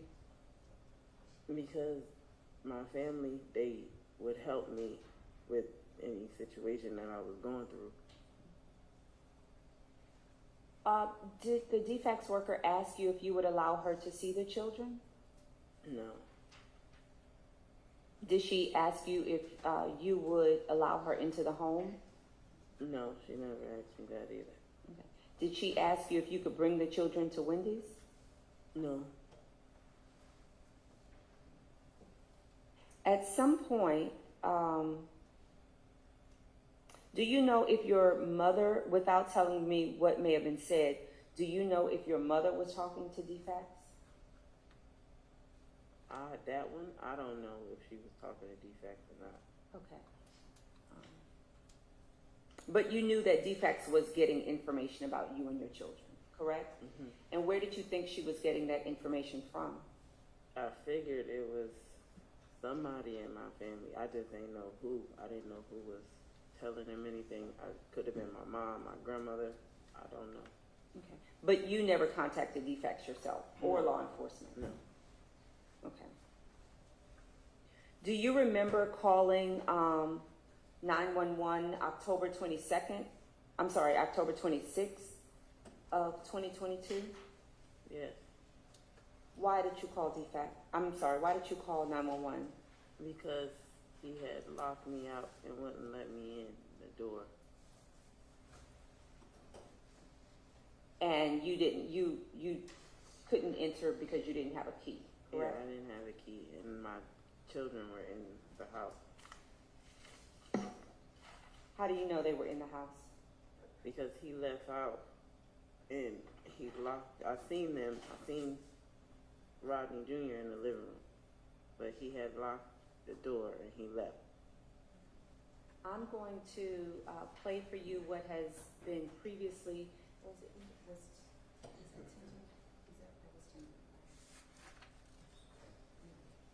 What has previously been entered and published as State's Exhibit 10.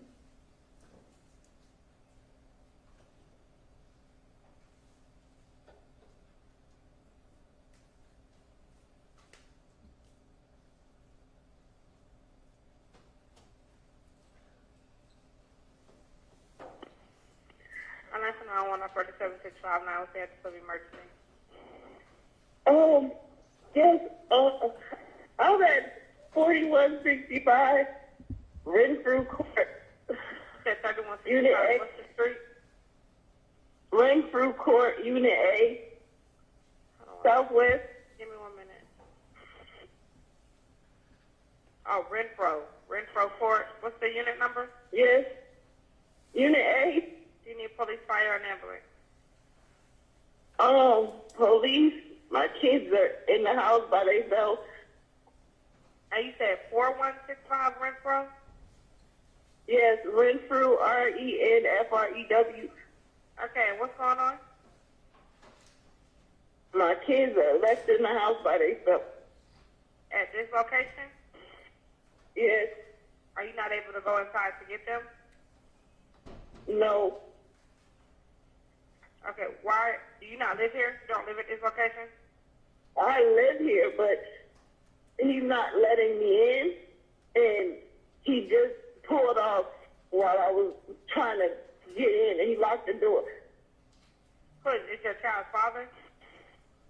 Yes. How many kids do you have? It's 3 in there. How old are they? They're 2, 3, and 4. You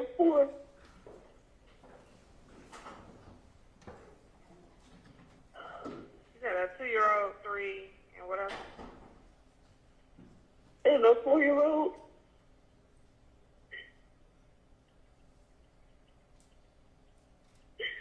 Okay, do you think they need an ambulance, or do you think they're hurt? No, they're okay. I think they sleep, but Okay.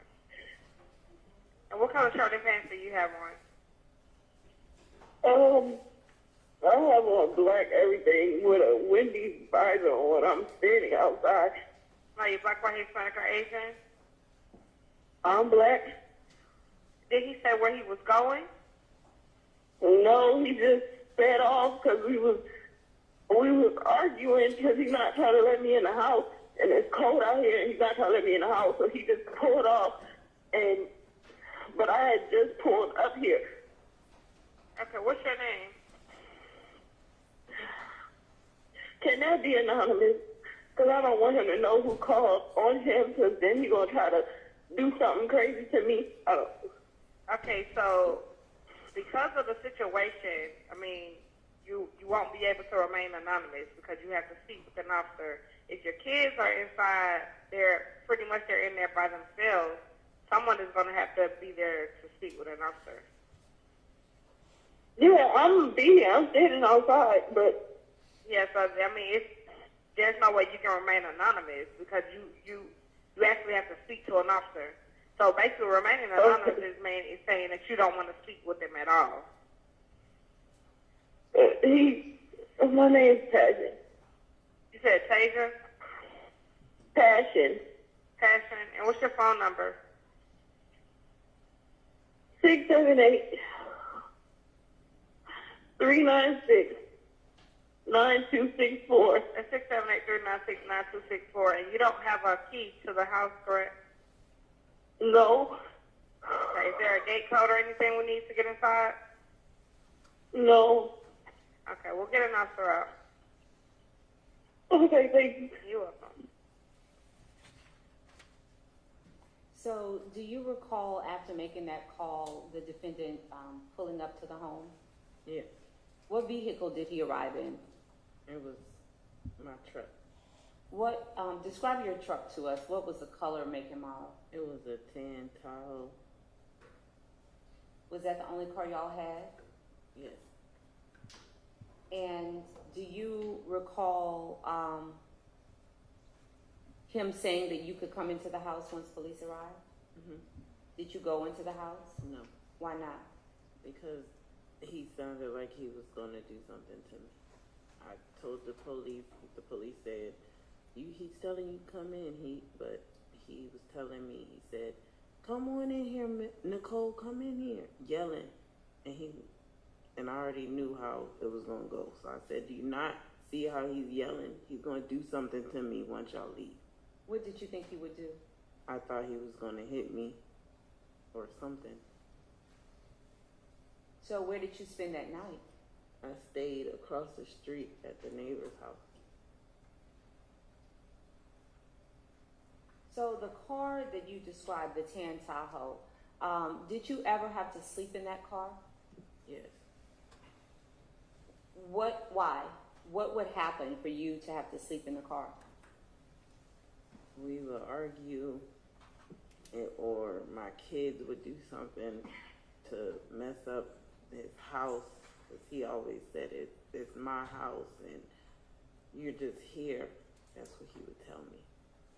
So we would have to sleep in the car, me and my older kids.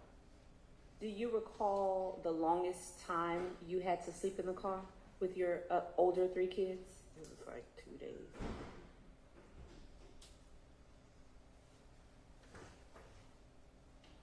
Now,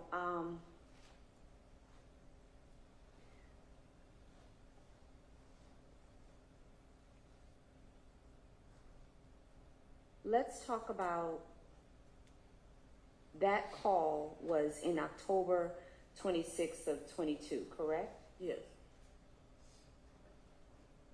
Did at some point you move to Maryland? What do you mean? Did you leave Georgia and move back to Maryland? Yes. When? October 27, 2022. So shortly after this. The next day I left. I flew back to Maryland. Why the next day? What, did something happen? No, I just had to leave. I couldn't get in there. He threw all mine and my other kids' stuff on the outside, so I got my grandma to give me a plane ticket to come home. And you went home? Yes. Do you recall, let's see.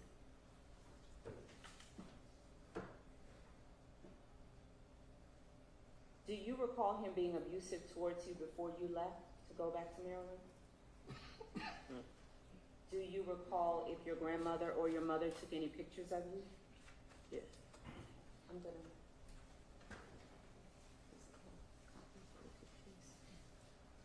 I'm gonna show you what has been marked as State's Exhibits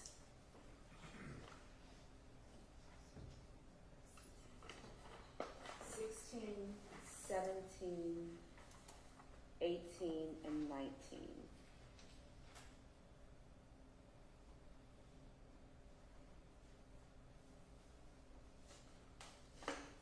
One moment.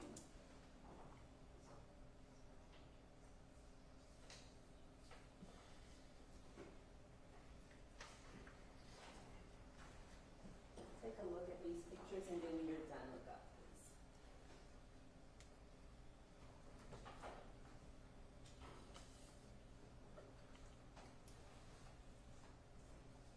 Do those pictures look familiar? Yes.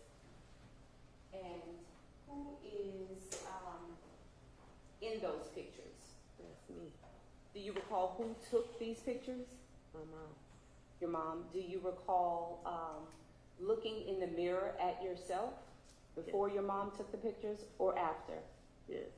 And are the pictures an accurate copy of how your body looked when your mom took the pictures? Yes. Any alterations or changes to these pictures based on what you remember that you look like? No. Okay. Your Honor, the state moves to enter exhibits 16, 17, 18, and 19. Any objections? No additional objection. Permission to publish? Granted. Thank you. First, I'm going to publish exhibit 16.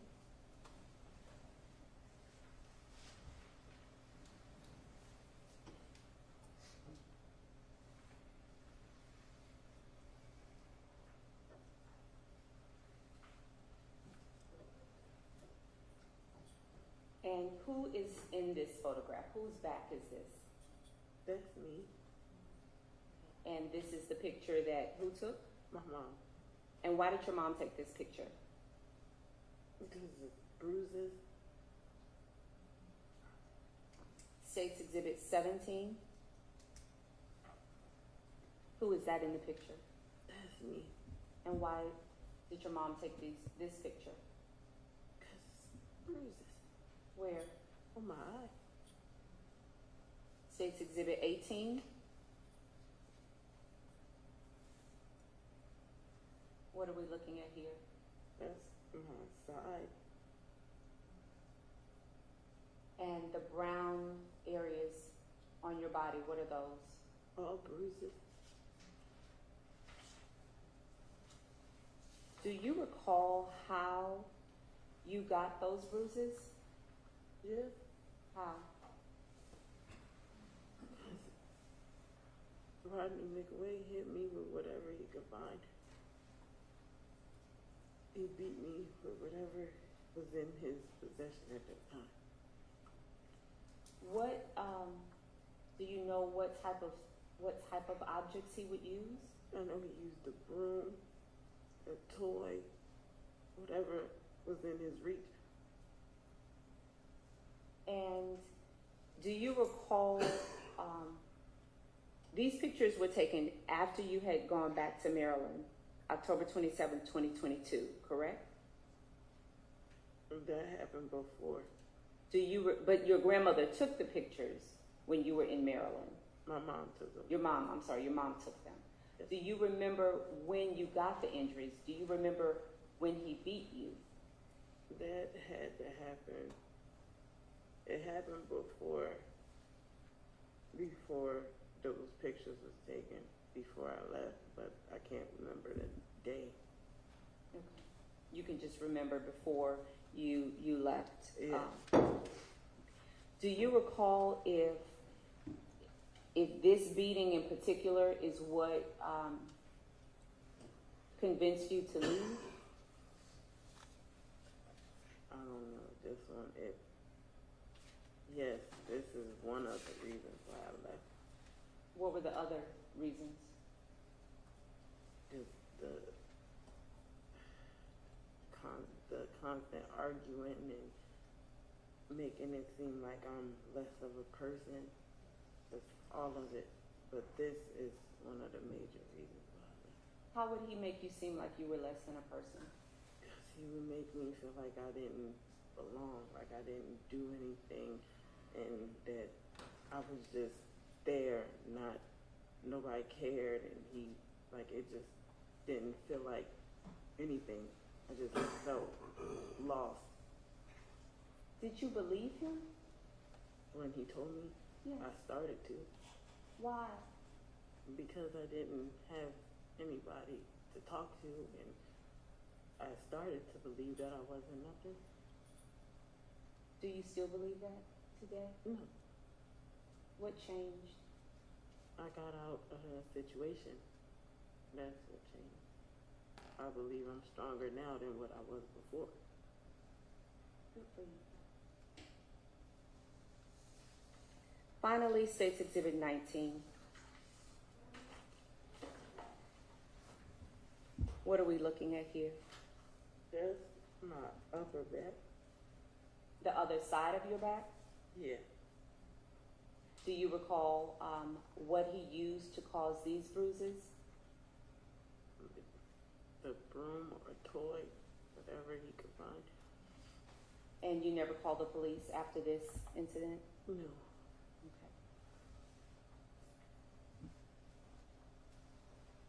You can touch.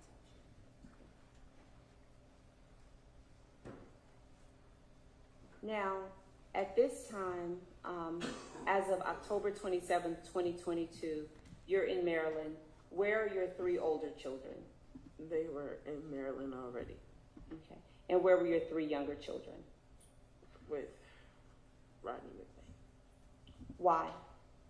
Because I wanted to make a plan to come get them. And not by myself. Wanted to get them without any issues. I didn't want no conflict or nothing. I wanted somebody to help me. Couldn't get them on my own. What was your plan? I went to Maryland and talked to my grandma about getting them. We was going to have family members go with me to get them. And were you concerned for their safety? Yes. Yes. Did you speak to them? Like, I spoke to them when he would let me. Like, we would call each other and he would let me talk to him. But did you guys have any type of arrangement once you left about the parenting of the children? no. So how often would you speak with them? It wasn't that often, but it was whenever he felt like I could. Like he wanted me to talk to him, basically. And did you send him money? Yes. Do you recall how often you sent him money? If I had it, I would send it down there to him with no questions asked whenever I could. Were you working in Maryland? Yes. So when you were sending him money, what did you think you were sending him money for? I thought I was sending him money for my children to have pull-ups and whatever else they needed.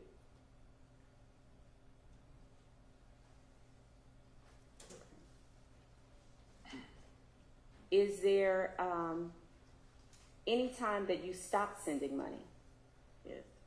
Do you recall when that was? That was August 2023. Okay. So almost a year later.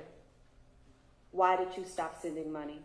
Because I told him that I would just place an order and have it sent down to you. What type of order?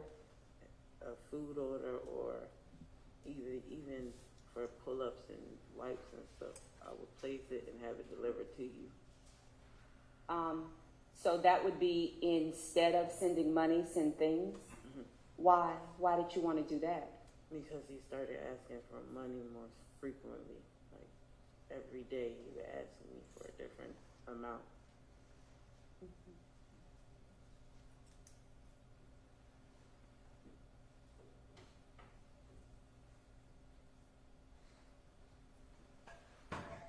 Do you recall when you would talk to the kids, was that over the phone or FaceTime?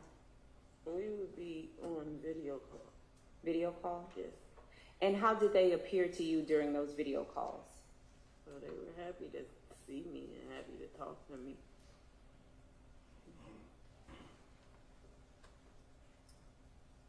Did they ever talk to you about what it was like living with Daddy? No.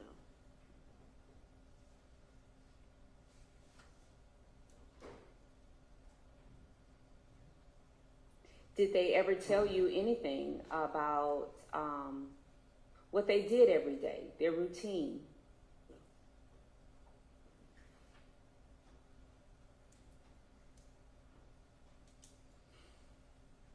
So at some point, do you recall in June of 2023, speaking with a defects worker calling you? Yes. Why did a defects worker call you in June of 2023? She called me and said that I had to come get my children because they weren't, the living conditions wasn't right. That's what she told me. Okay. Did she tell you that defects had removed the children from the defendant? Yes. She told me that he wasn't able to have them because of his living conditions. So she wanted them to come with me. Okay. And did you go to get them? Yes, the When? next day. Hmm? The next day I left and got them. So that would have been around June 25th, 2023? Okay. So when you went to get them in June of 2023, who did you get them from? Who were they with? I got them from his co-worker at the time. Her name was Jada. Jada? Yes. Okay. Do you know why Jada had them? Because nobody else was able to take them, and he didn't trust anybody else with them. So, but defects removed them from him, right? Yes. So do you know how Jada became involved? I don't know how any of that situation even occurred. Okay. So you took the children, you picked them up from Jada, Yes. and then what happened? And then I came back to Maryland, and then literally the next week he was in Maryland. Okay. So when you went back to Maryland, where were you living? I was living with my grandmother. Okay. And you said about the next week he was in Maryland. Did you know he was going to be there? Were you expecting him? No. So he just popped up? Yes. And what did he say? He said, I'm here to see my children. Did you let him see the children? Yes. Why? Because he wouldn't have left if I didn't. So I let him see them because he is still my child's father. And my children still wanted to see their dad. It wasn't no order saying he couldn't see them, none of that. It was just, he needed to get his house livable for them, that was all. Mm-hmm. Okay. So you let him see them, and what was that visit like? First of all, where was it? Where did he visit with the children? It was out from my grandma's house. But my grandma, she got upset, and she said that he can't be here on the property. So he picked up RJ and Treasure and had Taiwan walk down the street, and it was raining, so I let him get in my car, and we had a conversation in my car. And after that conversation, what happened? After that conversation, he didn't have nowhere to go, so me still being the person that I am, a loving, caring person, because I did love him. We were together for 8 years. So I let him sleep in my car. Me, him, and my children, we slept in my car that night.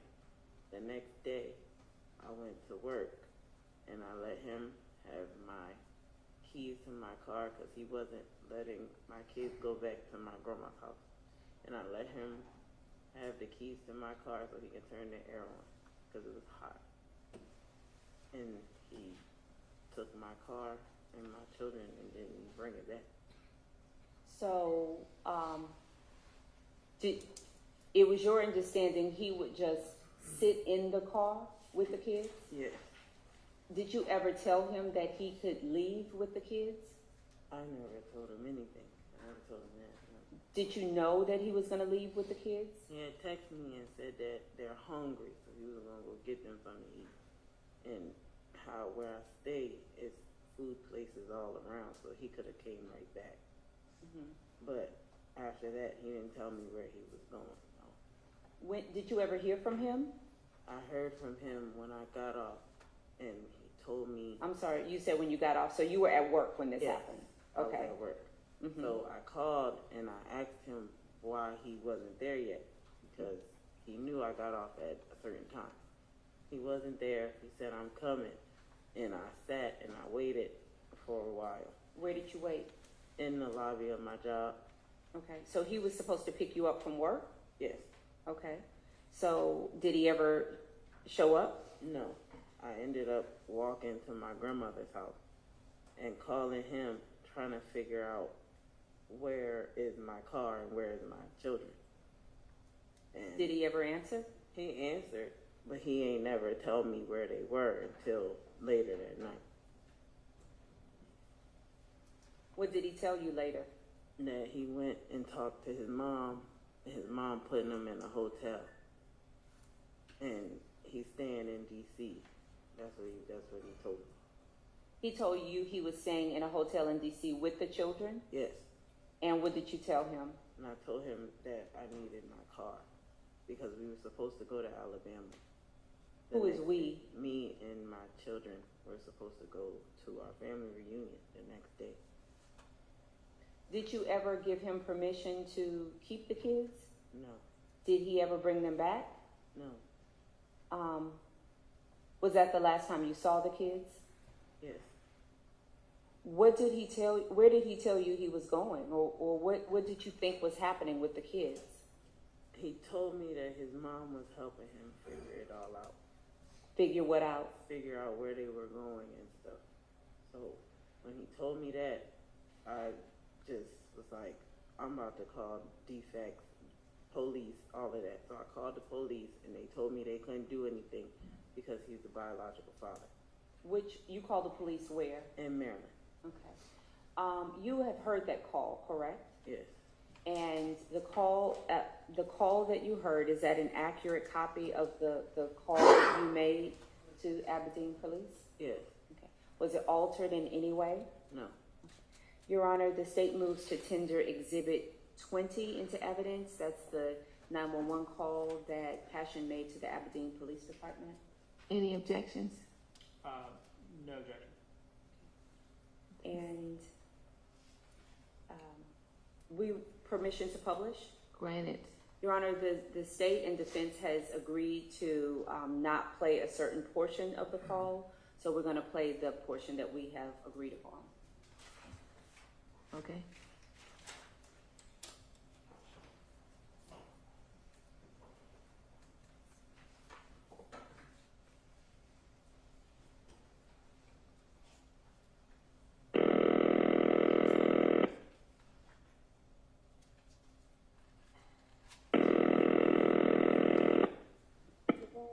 Aberdeen Police. Hi, this is Harper 911. I have a caller at 753 Custis on the line. Okay. Aberdeen Police. Hi, yes, I was just trying to report my car stolen because my baby father and my kids, because he took my kids in my car. Okay. And I was trying to get my car back, but he's not bringing it back to me. And I've been trying to get my kids too, but he's not bringing them back. None of that. And I just need.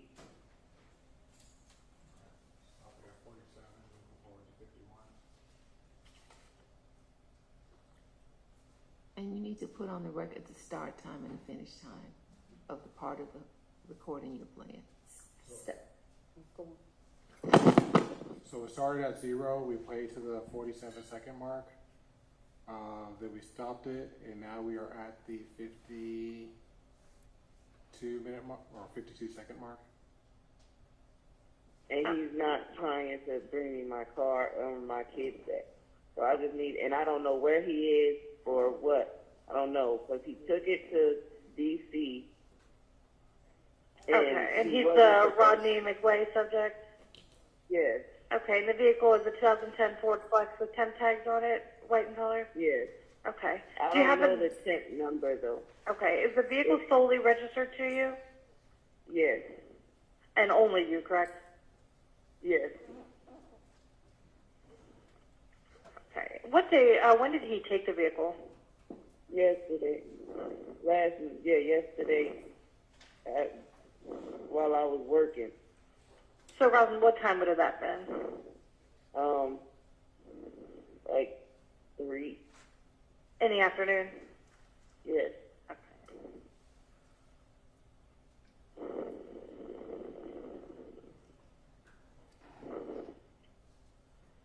Okay. Does he, I'm assuming he has the keys to the vehicle?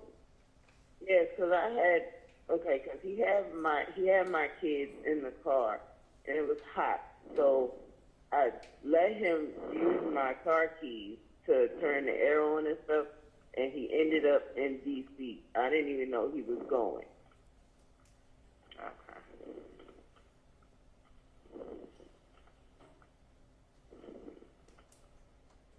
And I've been calling him, trying to see if he can bring me my car and the kids back, and he's telling me, no, I got to come get my car and all this stuff, and then he, now he's telling me that he's not bringing it to me, so I don't know what's going on, and he just told me that he's going to Georgia, so I don't know. Okay. Okay, we'll go ahead and send them over to you, okay? Okay, thank you. No problem. So did he, Passion, did the defendant ever return the kids to you after you made that call? No. And did you ever contact DFACS in Georgia? Yes. And what did you tell DFACS in Georgia? I told them that he took my kids, and I don't know if he made it back down there yet, but he said that he was going to Georgia. Okay. And what did DFACS tell you? They told me that they was going to look and see, they was going to do a wellness check and see, but I never heard anything back from them. Did you try to contact any of your family members in Georgia? I don't have family members in Georgia. Did you try to contact any of his family members in Georgia? Yes, I did. Who did you? Contacted his aunt. You contacted his aunt? Yes. And what did you tell her? I just asked her if she could go see if my kids were there. Okay. Did she ever respond to you? Yes, she said she would go see. And do you, did the defendant ever call you and tell you, I'm back in Georgia, or anything about the kids? No. Did you ever talk to the kids after that? I talked to him, but it was briefly, yes. How did you talk to them? He called me on the phone, and he let me talk to him. And what did the kids say anything to you about where they were or what was going on? No, Tawan just told me that he was watching TV. That was it. Okay. And at the time, was Rodney Jr. Verbal? No. Was Treasure verbal? She was verbal, but she was more squeaky and not really saying words. What do you mean by squeaky? Like she sounded like a little mouse. So really the only information you had from the kids was that Taiwan was watching TV. Did you know where they were living? I didn't know anything. I didn't know where they were because he wouldn't tell me until after, like a few weeks later, he told me, where you think, he was like, where do you think I am? I said, you went back to Georgia. He said, okay then. That's what he said. And so he was in the house the whole time. So did you ever call law enforcement in Georgia? I know you called law enforcement in Aberdeen. Did you ever call the police in Georgia? No. Okay. And you reached out to DFACS. Do you know if they ever responded to say that they were able to see the kids or do a well? No, they never contacted me again. No. After that, when was the last time that you heard from your children? The last time I heard from my children was in August of 2023. And how did that conversation happen? We were video calling. He video called me. I talked to all of my children, and I talked to him, and everything was fine. What do you mean everything was fine? Like my kids were happy, and they wanted to talk to me. And after that, I didn't hear nothing from him or my children until my daughter passed away. So, in August, did you try to talk to him about returning the kids back to you? We talked about it, but he was like, I'm not doing that because he thought I was trying to take them from him. I wasn't trying to take them from him.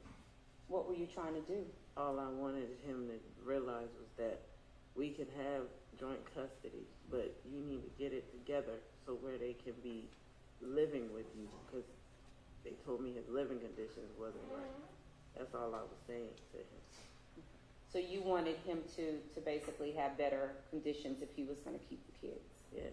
So when you say joint custody, had you, up to that point, and I know you said earlier that he never legitimated the children, but was there any time between 2022 and October or August of 2023 that he legitimated the children? No. Okay. What did joint custody mean to you? Like we share the responsibilities of the children, and we take care of them, and that's what it is. We co-parent. That's what that would be. Where did you want the children to live? At that point, they could have lived with me, him, or both. I just wanted them to be in a livable place. How did you learn that Treasure had passed? The doctor called me and told me that she passed away.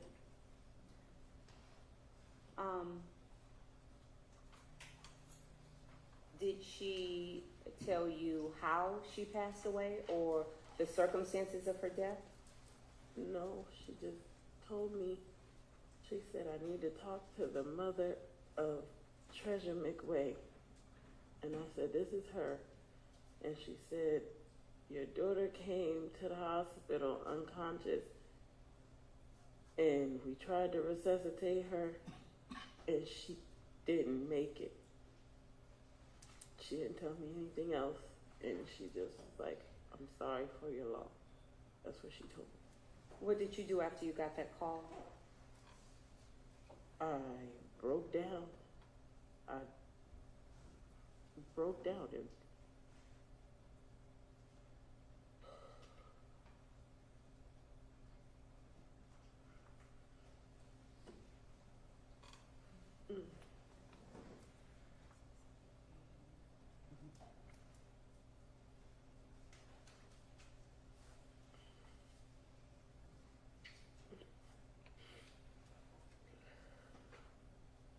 I'm sorry, Passion, I just have a few more questions for you, okay? Mm-hmm. Do you recall when you got that call? December 11th. 2023. And after you received that call, did you come to Georgia? The next day. The next day I was in Georgia.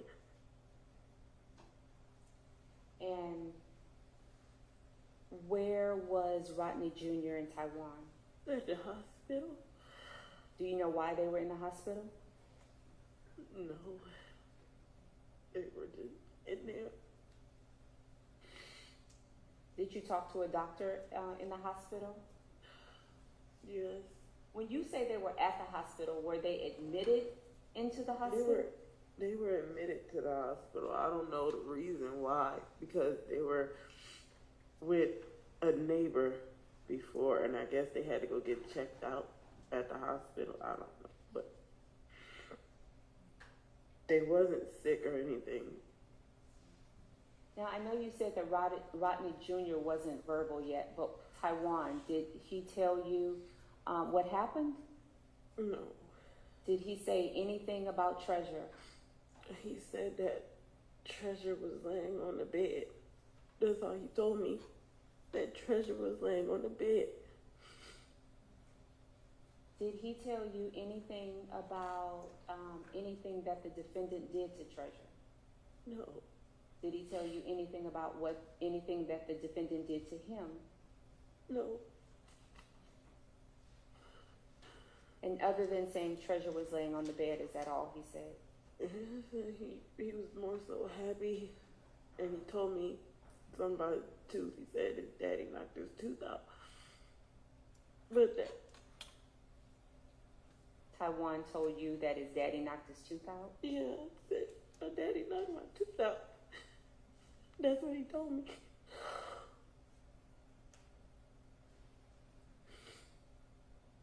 But he was more so happy to see me.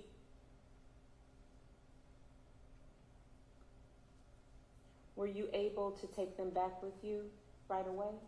No. They had to stay in Georgia for a little while, correct? Mm-hmm. Do you know why? Because they told me I was an unfit mother. Who told you that? Defects. Georgia defects. They told me, at first they told me I can come because the defects worker, she told me I can come get my kid. So when after my daughter passed, she said, come get your kid. So I said, okay, I'll be down there next morning. Me and my cousin went down there, and then I get in the room with them, with my boys, and they tell me, oh, you're not able to take them home with you. We got to have a whole court case because you're deemed unfit. But that's not what they told me when I was coming down there. Do you know why they said you were deemed unfit? They said I was deemed unfit because I left them in his care. Did you leave them in his care? I did. I left them, but I was coming back for them. I left them because he was beating me. Did you tell them that? Yes. And what did they say? And they said, as a mother, you should have still got your children. Did you tell them that you tried? Yes. And what did they say? And they said that your kids are supposed to be your everything. You are supposed to do whatever you can to make sure they're good. And I did. I did everything. I tried everything. Were you ever able to get your kids back? Yes. When? I got them back February 9th, 2024. And have they been living with you since then? Yes. Does Taiwan ever talk about what happened? He tells me that he misses his sister and he misses his dad, and then he tells me in the same breath he's mad at his dad because he starved his sister. That's what he say. And he say, my daddy did bad things, so he gotta be in jail. That's what he tell me.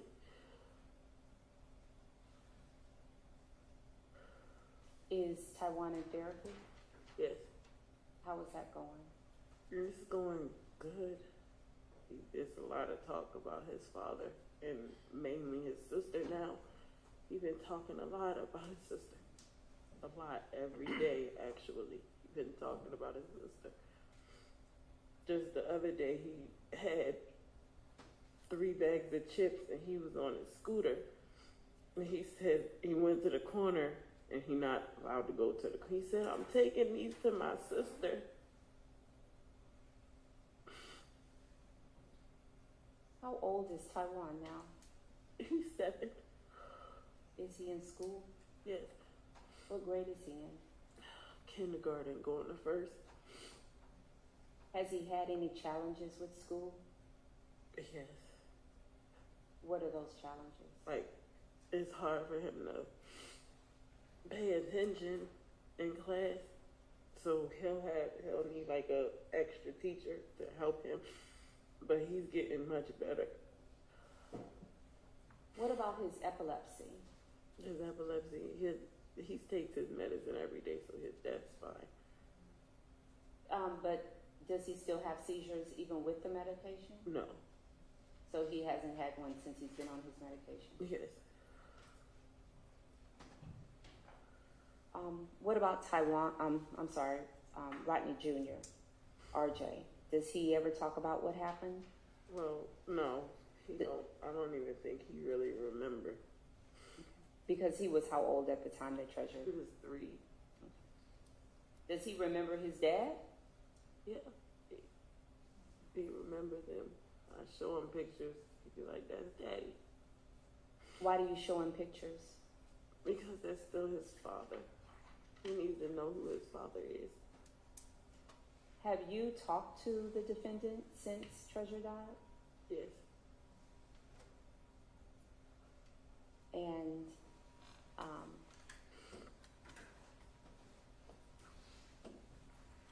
what do you guys talk about? Do you talk about Treasure? Do you talk about the kids? What do you talk about? We talk about everything.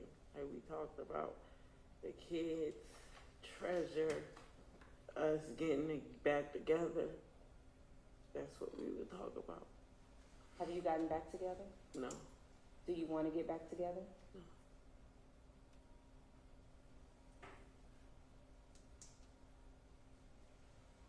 Do you want the kids to have a relationship with their dad? Yeah. Why? Because at one point, their father treated them like they was his world. And they loved their father. So I don't want to take that from them. They loved that man.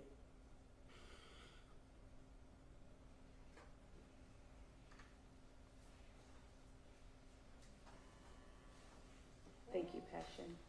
No further questions, subject to redirect. The defense may have some questions for you, and then I may have a few more. Okay?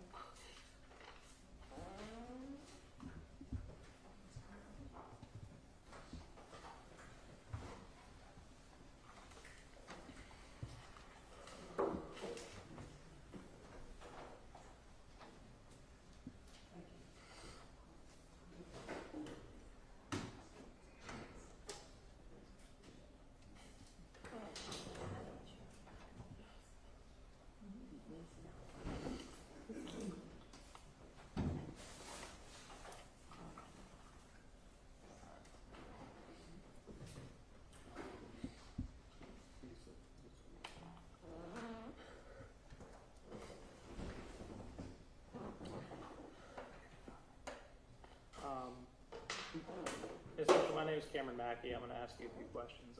Okay. So I want to reorient us back into 2022 because that's when you say things got really bad, right? Yes. Now, you were working at the Wendy's at that time, correct? Yes. And you did not have a phone throughout all of 2022, you say? And so, yes. So, I can see you nodding and all that, but for Madam Court Reporter, if you don't mind just responding out loud for the recordsman, please. Thank you. So you didn't have a phone at the time. This is, I guess, the stabbing that you described, that occurs after when Rodney was arrested in June of 2022? Yes, it was after that. It was after that, okay. And it was before the October 2022 where you had called Atlanta police and they had come out about you being locked out of the house? Yes. Okay. Now, you throughout 2022 did not have access to your car, correct? Yes. Okay. But for some nights that you say that you were sleeping in the car? Yes. So, okay. And you had to make that walk to Wendy's throughout 2022, basically, whenever he didn't take me, I had to make the walk to Wendy's. Okay. And how often was that? That was like, it was often, like 4 or 5 times. Okay. And so you're aware that that distance between where you were living at the time and the Wendy's a little bit more than almost 2.5 miles, correct? Yes. And you do not recall specifically what date the stabbing incident that you described. You just know it's between those other two things, right? Right. But you say that he grabbed something and he stabbed you in the leg, right? He grabbed a knife. A knife. And stabbed me in my leg. And you bandaged your leg and then you walked to work at Wendy's, correct? Yes. The 2.5 miles, correct? Yes. Okay, thank you. And you talked to your boss, noticed that you had a limp when you got to work that day, correct? Yes. And so your boss wanted to involve law enforcement at that time. He wanted to call the cops, is what you said, right? Yes. And you told him, and he wanted to involve the cops because you were limping or because you had described that I described what happened. Okay, so you told your boss that you got stabbed and he said, we need to call the cops, and you told him no. Yes. And he said, okay, finish your shift. Well, he was telling me that I needed to go home. I told him that I can't go home right now. Okay. He let me work. With the yes, the stab wound that we talked about. Okay. And so he wanted you. He said, "I'm going to call the cops." You said no, correct? Yes. And he said, "Well, you need to go home because of your injury." And you said, "I don't want to do that either," correct? Yes. But at the end of your shift, then you walked back to the house. My boss brought me home. Okay, so your boss at the end of your shift brought you Back home. yes. Okay. And at no point around that incident do you, I guess, see law enforcement? Your boss didn't call the cops to your knowledge, he correct? didn't call. Okay. And then, okay, so in October of 2022, October 26th of 2022 is when you call the cops because you're locked out of the house, right? Yes. And as we heard on the 911 call, you described that you get home and Rodney is there, correct? Yes, and he wasn't letting me in the house. Right. So y'all have an argument and he locks the door and leaves, is what you say, correct? And you tell the operator on 911 that the children are inside. You think the kids are okay because they're asleep because of the late hour, correct? Yes. And at one point, Rodney invites you back into the home while the police officer is there, and you say that you don't want to do that, correct? Yes. Because you say that you're afraid of Rodney, correct? Yes. And your neighbor invites you into his home, across the street neighbor, right? Yes. And while you are over at the across the street neighbors, kind of getting put up on the couch, you talk to this officer some more, correct? You said I talked to him more? I mean, you remember talking to the police officer? I remember talking to him, but it wasn't.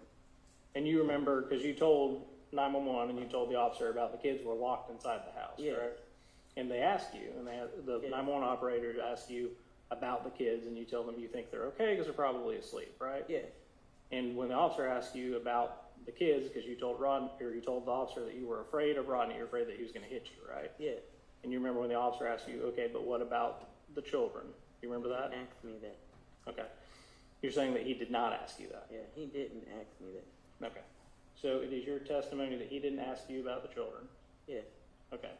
And it's your testimony, since he didn't ask you about the children, that you did not tell him that Rodney wasn't going to do anything to the children? Yes.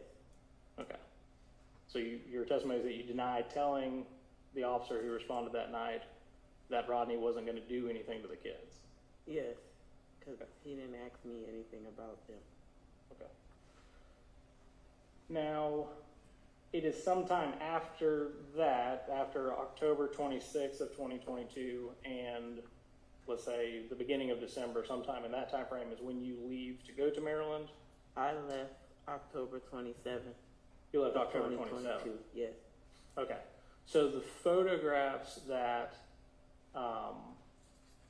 that were shown earlier that your mother took of you when you got there? Mm-hmm. Okay. See, I had went to Maryland multiple times before I actually left. So them pictures, she took them before, because I came back down the end of September from Maryland and then went back again. Okay. So let me try to make sure that I understand. You went to Maryland multiple times over this period of, let's say, between June of 2022 and when you finally stay in Maryland? Yes. October 27th of 2022. Yes. And in part, that's because your other 3 children were living in Maryland at that time, correct? Yes. Okay. And you do not recall specifically what incident caused all of the, or sorry, you don't specifically remember what date when you say that Rodney hit you with the broom and the toys and all that? Yes, I don't remember the date. Okay, but it was definitely before I moved all the way back to Maryland, October 27th, 2022. Okay, so sometime before October 27th of 2022. Is it before or after you had the stabbing incident you described? It was before that. It was before the stabbing? Yeah. Okay, but you were going back and forth to Maryland multiple times. After you had the stabbing incident, did you go back to Maryland after that and before October 27th? No. Okay. And how... Okay, so Rodney, I'm to understand, was basically saying, you know, when and where and how you could move in and out of the house, correct?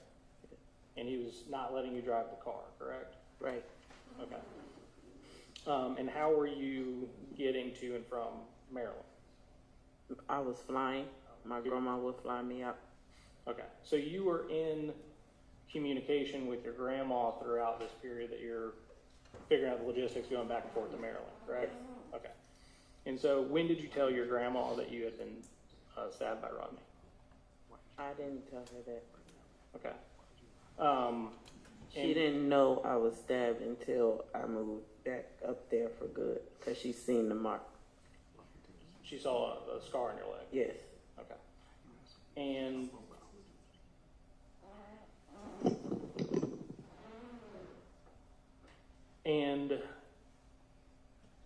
your mother is the one who took the photos, correct?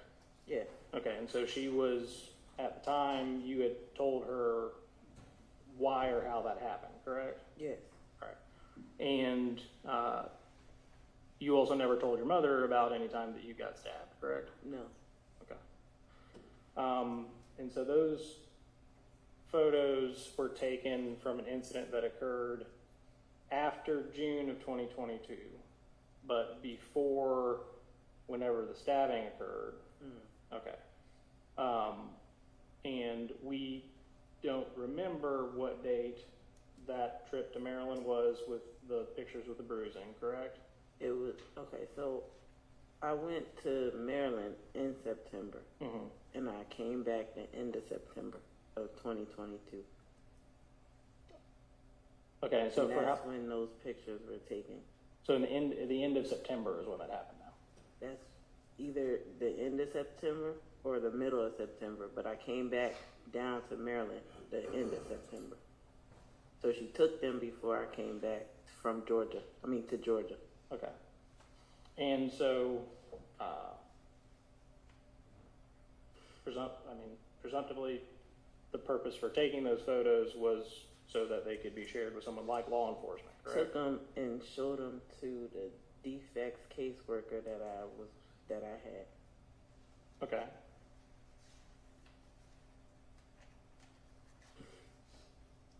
Now,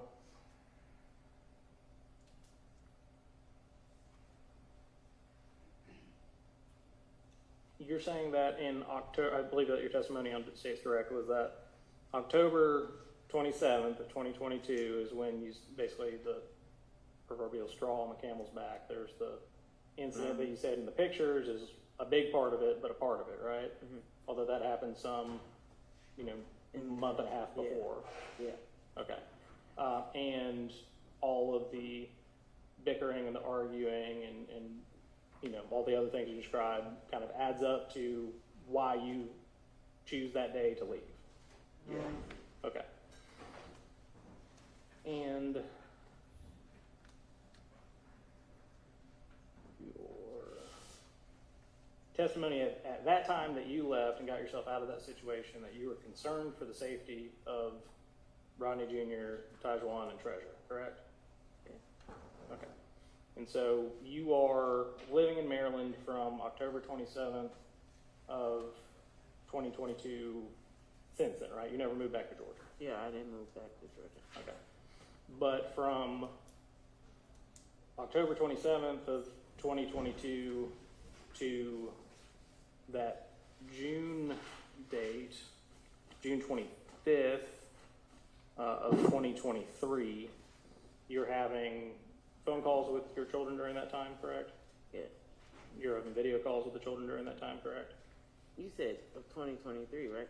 June 25th of 2023 is when you get the call from the defects case. Yes. I was talking to them before that, though. Okay. Correct. You were talking to them in 2022. Yes, I was talking to them since I left. Yeah. And you were sending money to Rodney during that time to help with the kids, right? Yes. Okay.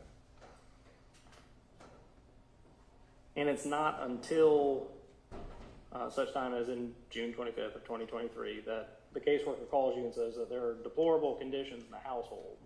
Okay, that's the thing that makes you concerned at that time for what their living situation is with Rodney, correct? Yes.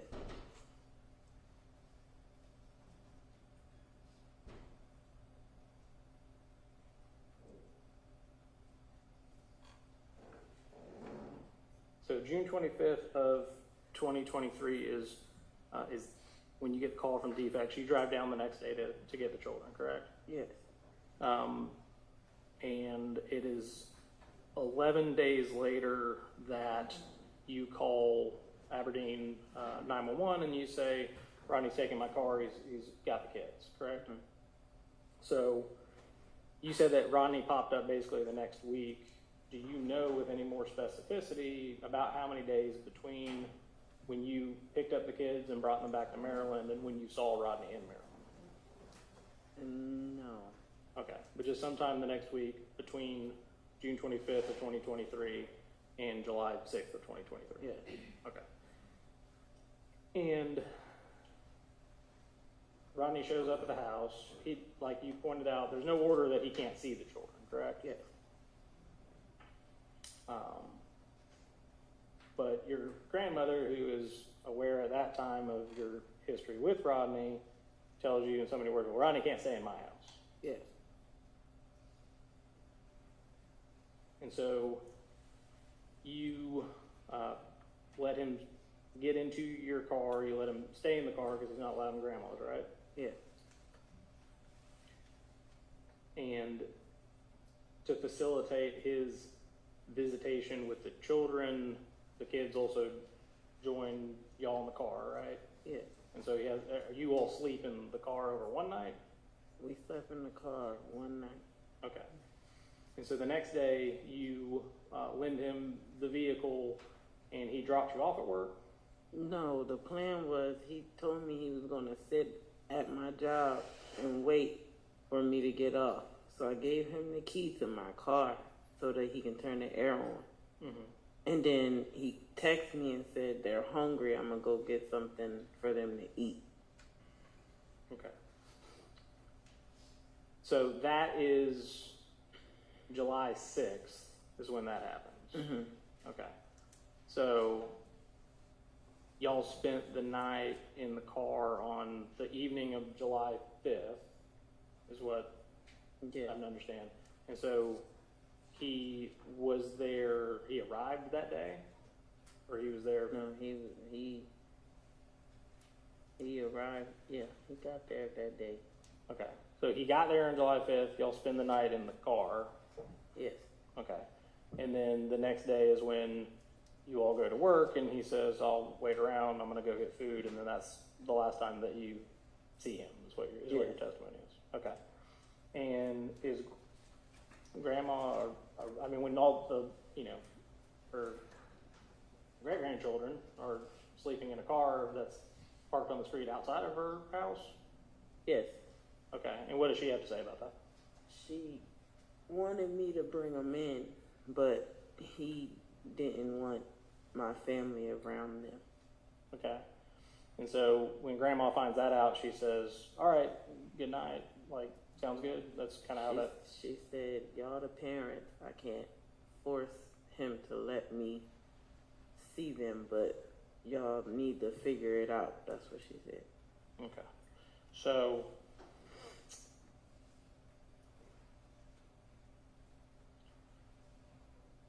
And I guess now I'm, maybe there's another day in here. Could you say that night, so when he takes off with the cars, when he says he's in a hotel in D.C.? Yes.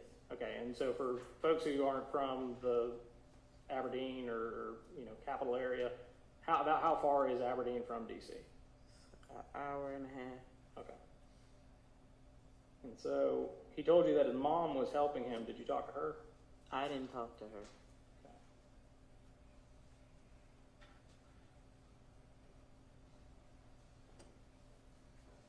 And so you called the police on July 6th, and that phone call we heard, correct? Yes. Okay. And then you said that you contacted DFAX that same day, or when was the first time that you contacted DFAX? I called DFAX the day after. Okay, so that would be July 7th of 2025. Yes. Okay. And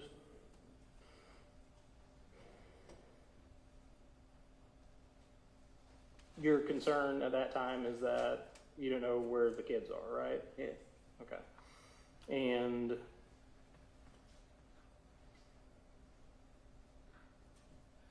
it is how many days between July 6th, when the kids and Rodney and your car go, and when you find out that he is in Georgia?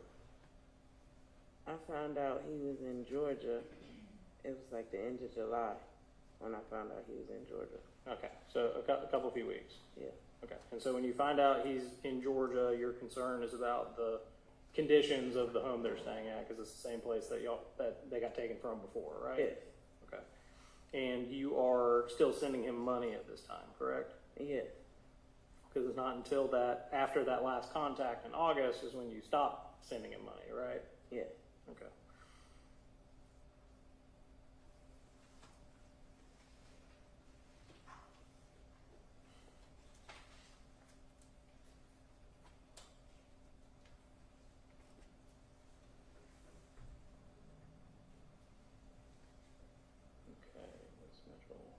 Have many more questions for you, if any. Just give me 1 second, okay? Okay.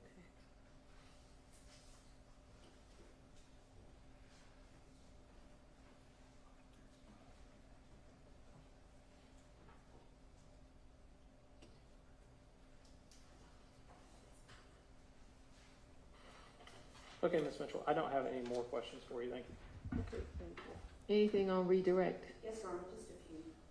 Passion, do you see the defendant in court today? Yes. Is that Rodney McQuay?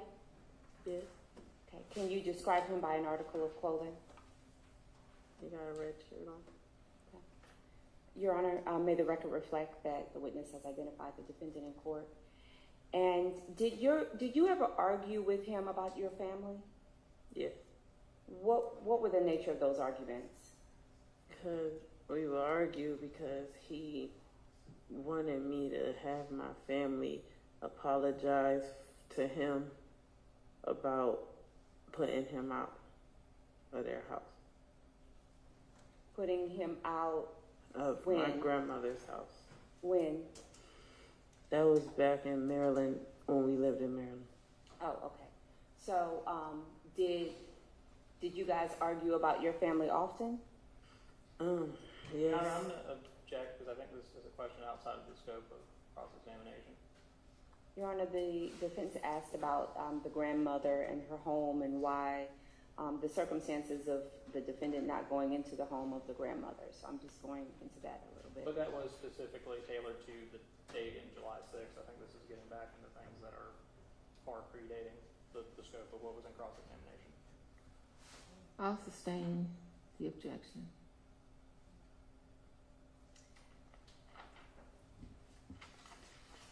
I'm going to...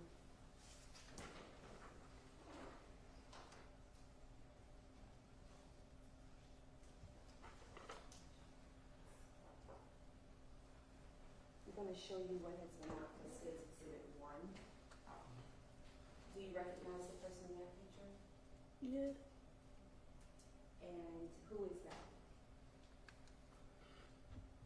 It's a baby.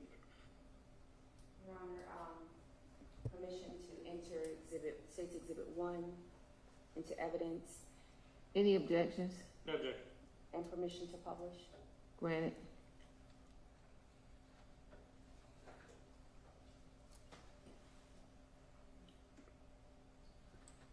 So, do you recall how old Treasure was on this picture? 4. Okay. So, was this the year that she passed? Yes. Thank you. So, just a few more questions for clarification, Passion. Why did you leave your 3 smaller children in Georgia with the defendant when you left? Because I was by myself and I didn't have no way to get them out. And why did you continue to speak with the defendant after Treasure's death? Because we were talking about her being buried or getting cremated.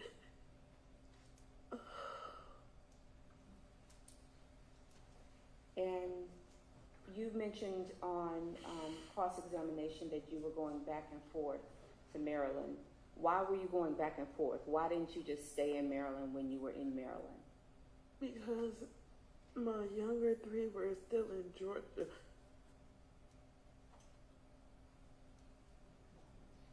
Thank you. No further questions. All right, any other questions from the defense? No, Your Honor. All right, so the court extends its heartfelt and deepest condolences on the loss of your child. You are free to step down and leave the building, but it's your choice if you wish to remain. Thank you.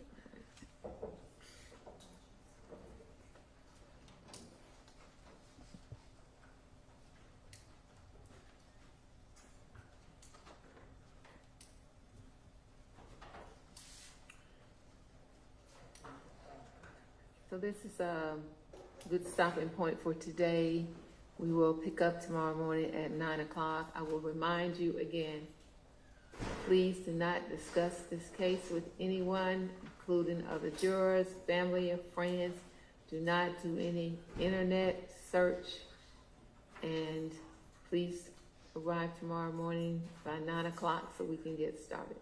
All right, everyone rise for the exiting of the juror. All rise for the jurors.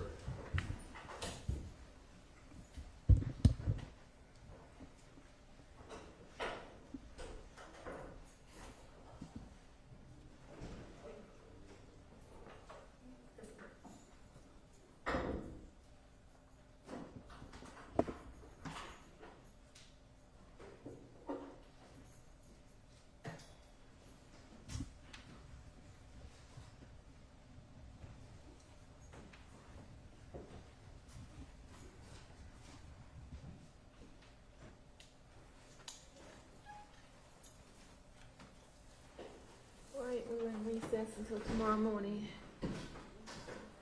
9 o'clock. Okay, give me one.